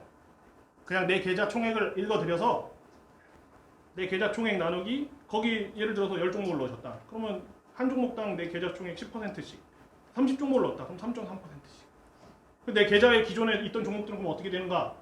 그 기존 종목들이랑 이 종목이랑 만약에 겹친다? 그러면 비중만 조절하고 만약에 안 겹친다? 그러면 팔아야 되는 종목이죠. 그래서 그건 그냥 팔아버립니다. 여러분이 그 계량 투자를 하실 건 아니지만 좀 오래 걸리네요. 이건 좀 냅두고 이거는 지금 청투모에 배포하려고 만들고 있기도 하고 아이콘트 심화반에서 좀 교육을 하려고 지금 만들고 있기도 한데 청투모 정회원들한테는 그냥 일반 배포를 하겠습니다. 이번 달 안에 배포될 것 같아요. 이렇게 되면 자 여기는 그 계좌 비밀번호, 계좌 선택을 여기서 하고 계좌 비밀번호 입력을 하고 여기다가 매도, 매수, 레인지 값을 넣는데 이게 뭐냐면 제가 아까 말씀드린 것처럼 그 지금 현재 가격으로 사는 게 아니에요. 이 주식이라는 게 오늘 3만 원이라도 오늘 장중에 29,000원 갔다가 뭐 31,000원 갔다가 왔다 갔다 하지 않습니까? 그 안에서. 근데 내가 지금 기준으로 딱 3만 원에 주문 넣으면 얼마나 손해예요, 그렇죠? 그래가지고 매수, 매도 레인지를 우리가 정할 수가 있어요. 뭐 한 위로 3%, 아래로 3% 한다면 그 3% 안에서 움직이는 동안에 그냥 계속 사요, 자동으로 읽으면서. 그래서 이걸 해서 조회를 하죠. 지금 126종목을 조회를 합니다. 조회를 해서 그리고 구글 스프레드시트에 자동으로 업로드를 해서 포트폴리오 관리가 자동으로 되게끔 설계를 하였습니다.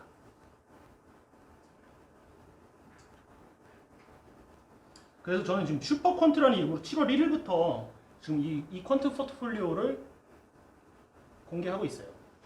여기에 자동으로 방금 그 프로그램이 얘네들 글씨를 알아서 업로드를 다 해줘서 지금 총액이 얼마고 이런 거를 계산을 해서 인덱스 그래프를 그려나가게 됩니다. 그러니까 이렇게 많으니까 지금 보시다시피 제가 뭐 하는지 몰라요. 근데 여러분한테 이렇게까지 하라고 할 생각은 없고요. 우리는 이렇게 하면 안 되죠. 여러분은 이제 가치 분석을 하실 거니까 근데 그렇게는 할 수 있죠. 내 계좌에 무슨 종목이 있는데 리밸런싱을 제가 아까 30종목 분산이라고 말씀드렸죠. 30종목 분산, 20종목 분산은 무조건 하셔야 됩니다. 30종목 분산까지는 뭐 선택일지라도 20종목 분산을 하는데 어떻게 분산하느냐?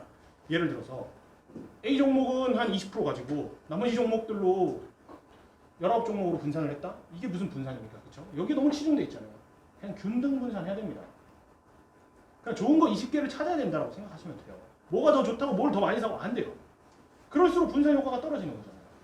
그렇게 하지 말으셔야 돼요. 그래서 이 프로그램이 의미가 있는 거예요. 우리 계좌에 담고 싶은 녀석을 쫙 이렇게 만들어서 이걸 프로그램을 돌렸을 때 자동으로 이 레인지로 분할 매수를 해주니까 우리가 직접 손으로 사는 것보다 훨씬 싸게 사고 훨씬 비싸게 팔 수 있어요. 오늘 장중 최고가로 팔 수 있고 오늘 장중 최저가로 살 수 있어요. 이게 그리고 계속 누적되다 보면 이것도 굉장히 무시 못할 수익이 되겠죠. 이거 훨씬 편해요. 실제로. 그냥 포트폴리오에 손으로 그거 하나하나 하는 거고. 뭐 10분할 매매도 나오고 예를 들어서 한 2,000주 살 거다. 그러면 한 200분할 해가지고 한 번에 12주씩 뭐 3만 5원, 3만 10원, 3만 15원 탁탁탁탁탁 해가지고 그냥 쭉 훑을 수가 있죠. 호가에 나오는 매물들을. 그런 프로그램 지금 이거 아직 형통 1기에도 홍보 안 했는데 지금 2기 와가지고 홍보를 다음 주에 얘기해 줍니다. 네, 이렇게 해서 매수가 나갑니다. 지금 저는 계좌에 꽤 많은 종목들이 들어있어서 지금 한 78종목만 매수가 되네요. 리밸런싱 될 것만 매수가 되는 거니까. 그래서 이거를 이렇게 복잡하게 쓰지 않고도 이제 그냥 설치해서 일반 프로그램 쓰는 것처럼 exe 파일 더블 클릭하면 바로 되게끔 해서 만들 거고 제가 이걸로 뭐 영리를 추구하려고 만든 건 아니에요. 자, 다른 질문 있으십니까? 뭐든 괜찮습니다. 네. 직장생활 하시면서 이런 거 운영하시고 아까 그 비전보드 보니까 에어비앤비나 부가적인 것들이 많으시던데 네. 그 어떻게 이렇게 좀 시간 관리하시고 이렇게 아, 제약은 없으신지? 제약 있죠. 잠을 안 자면 됩니다. 저는 평균 수면 시간이 4시간이 안 됩니다. 최근 5년 정도 그랬습니다. 사실 아까 말씀드렸죠. 하루에 가용할 수 있는 시간 6시간이에요. 8시간 자는 사람은. 근데 4시간 자면 10시간입니다. 그리고 그 10시간 온전히 활용하는 사람 많지 않죠. 온전히 활용할 수 있다면 우리 미래 바꿀 수 있습니다. 근데 그게 그냥 제가 한다니까 나도 해야지가 아니고 정말 좋아야지만 할 수 있는 것 같아요. 미쳐야지만 할 수 있는 거고. 저는 진짜 막 좀 건강에 안 좋기도 한 것 같아요. 번아웃 오기도 하고 몇 번은 좀 안 좋았었거든요. 저는 뭐 우울증 약도 먹었었고 심해가지고. 근데 해야지 바뀌죠. 변하죠. 저 좀 이따가 이거 끝나고 광화문 가가지고 1인 시위 할 겁니다. 제가 열심히 살아가지고 제가 내 집 사서 내가 잘 살겠다는데 왜 정부가 그걸 주지 않을까? 저는 참을 수가 없어요 이거를. 제가 문재인 반문주의자라서 그런 게 아니라 저 문재인 대통령 투표 제가 뽑았는데 열심히 하면 열심히 한 거에 대해서 보상을 내가 찾아먹겠다는데 달라는 것도 아니고 왜 그걸 방해합니까? 그러면 안 되죠. 그래서 저는 권익 주장을 하기 위해서 나가겠습니다. 제가 거기서 구구절절한 이야기 할 건데 반은 뻥입니다. 자, 다른 질문 있으십니까? 저 양도세에 대한 것도 플랜에 껴있나요? 아, 그 1인 시위예요? 네. 아니 아니. 뭐 1인 시위든지 아니면 아니요, 1인 시위에 양도세까지 제가 넣기에는 주제가 너무 분산되지 않습니까? 저는 지금 부동산 대책이 문제고 양도세는 사실 우리 모두가 나서야 되는 부분이거든요. 근데 제가 이번에 부동산 대책 카페에 가입해가지고 독려를 했어요, 사람들한테. 같이 가자. 왜 나 하나쯤이 하고 다 가만히 있냐? 어떻게 다 나 하나쯤이 하고 가만히 있어. 근데 양도세도 마찬가지예요. 지금 여기 계신 분들 양도세 와닿지 않으시죠? 2천만 원 1년에 주식으로 그게 되나? 지금 당장은 와닿지 않으시죠? 근데 아까 보셨다시피 여러분은 앞으로 10년, 20년 안에 분명히 1년에 몇 억씩 벌게 되실 거예요. 다 양도세 때려 맞아가지고 양도세 20% 맞으면요. 제가 계획했던 게 10년이면 12년 되는 거예요. 그냥 산술 계산으로도. 근데 기하 복리로 하면 한 14년 되는 거예요. 제 인생 4년이 그놈들 때문에 미뤄지는 거예요. 이거 가만히 있으면 안 되는 거예요. 여러분 들고 일어나셔야 됩니다. 광화문으로 갑시다. 이거 진짜 정말 불합리한 거예요. 양도세를 낸다 안 낸다가 불합리한 게 아니라 소득 있는 곳에 세금 있어야죠. 내야죠. 근데 너무 불합리한 세율이잖아요. 이게 손실공제를 미국은 자 연 단위로 2천만 원 20%를 하면 그럴 수 있어요. 근데 월 단위로 매겨요. 제가 팍싹 손실 났다가 회복해서 본전 오는데도 세금을 떼요. 이게 말이 안 되는 거죠. 말입니까 이게 진짜? 그거 단위를 그러면 제가 만약에 요번 달에 2천만 원 2천만 원 한 진짜 한 1억 2억 벌었어요. 세금을 엄청 냈어요. 근데 다음 달에 팍싹 손실 봤어요. 그래서 다시 메꿔야 되는데 지난달에 이미 세금을 많이 뜯겨가지고 나는 80% 자산으로 이걸 운용해야 되는 상황이 오는 거예요. 이게 복리 누적으로 얼마나 큰 손실이 오는지 이건 단순히 진짜 공무원들 행정 편의 때문에 만든 거예요. 우리나라 IT 강국 전 나라로 다 할 수 있는데 그냥 공무원 행정 편의 때문에 아무 생각 없이 만든 거예요. 정말. 아니면 악의적인 의도가 있었던 거예요. 세수 확보를 더 많이 하려고. 둘 중 하나밖에 없습니다. 둘 다 막아야죠. 근데 제가 목이 하나라서 부동산 대책만 반대하고 오겠습니다. 오늘은 여러분 같이 가셔서 한다면 제가 이 피켓 빌려드리겠습니다. 써서 들고 가십시다. 좀 반대해야 되는데 왜 반대 안 하는지 모르겠어요. 저는 이건 진짜 막아야 된다고 생각해요. 양도세 안 막으면 한국 주식시장 망합니다. 누가 한국에서 주식하겠습니까? 그럼 다 빠지면 그러면 주식시장이 올라가겠습니까? 그럼 돈 못 벌지 아무도. 이게 진짜 사다리가 박살나는 거예요. 우리가 열심히 해서 올라갈 수가 없는 거예요. 자, 다른 질문 있으십니까? 제가 계속 정치 얘기하는 것 같아서 그건 좀 피하고 근데 저는 정치 얘기를 정말 싫어요. 정치는 누구나 다 입장과 생각에 따라서 다를 수 있는 부분인데 이게 선이고 이게 악이다 이렇게 말하고 싶진 않아요. 근데 객관적 악은 있고 객관적 선은 있을 수 있어요. 근데 객관적으로 불합리해요. 이번에는 저는 제가 이제 자유주의자라서 그런 게 아니고요. 그렇습니다. 변명을 다 하자면 자, 질문 있으십니까? 지금 자산배분 포트폴리오를 처음 짜보고 있는데 네. 전자산에서 채권으로 생각을 하고 있거든요. 네. 마음은 있는데 지금 얘를 사야 되는데 손해일 것 같다는 생각이 계속 있어서 그냥 현금으로만 갖고 있는데 네. 그냥 생각하지 말고 그냥 사는 게 맞는 건데 자산 배분은 뭔가 계산하는 게 아니죠. 자산 배분은 생각 없이라기보다는 이거를 전망하고 투자하는 건 아니죠. 왜냐하면 자산 배분 투자자는요 양방향에 투자하기 때문에 반드시 한쪽에서는 손실을 볼 생각을 하고 투자하는 사람이에요. 네. 채권에서 반드시 손실이 나면 뭐 주식에서 수익이 나면 채권에서 반드시 손실이 날 것이고 반대 상황에서도 그럴 것이고 자산 배분 투자자는 자산 배분 투자를 하기로 한 이상 한쪽 포지션에서 무조건 손실이 납니다. 그게 정상이고요. 그게 만약에 안 난다? 그거 이상한 거예요. 그러면 큰일 나요. 예를 들어서 둘 쪽 다 돈을 번다? 당장 좋은데 좋은 게 아니에요. 둘 다 떨어지거든요 나중에. 그거는 자산 배분이 제대로 안 된 거죠. 같은 방향으로 흘러간다는 거. 다른 방향으로 흘러가서 한쪽에서 손실이 나고 한쪽에서 수익이 나는 거를 상쇄시키면서 올라가는 거죠. 자산 배분 생각 안 하고 하는 게 아닙니다. 생각하시고 하시되 고민해야 될 부분은 채권 금리가 굉장히 낮아진 이 상황에서 채권이 언제까지 위험 자산을 효과적으로 방어할 수 있을지에 대해서는 정말 많은 고민이 필요해요. 저도 그거에 대해서 여러 가지 좀 생각을 하고 있는데 수업 중에 한번 녹여내서 그러면 사라진 채권의 시대를 어떻게 살아갈 것인가에 대해서 한번 이야기를 하긴 할 거예요. 그거에 대해서도 한번 다룰 예정이고요. 네, 자산 배분 지금 하셔야 됩니다. 네. 비슷한 거긴 한데 아까 한국채랑 미국 한국 주식이랑 네.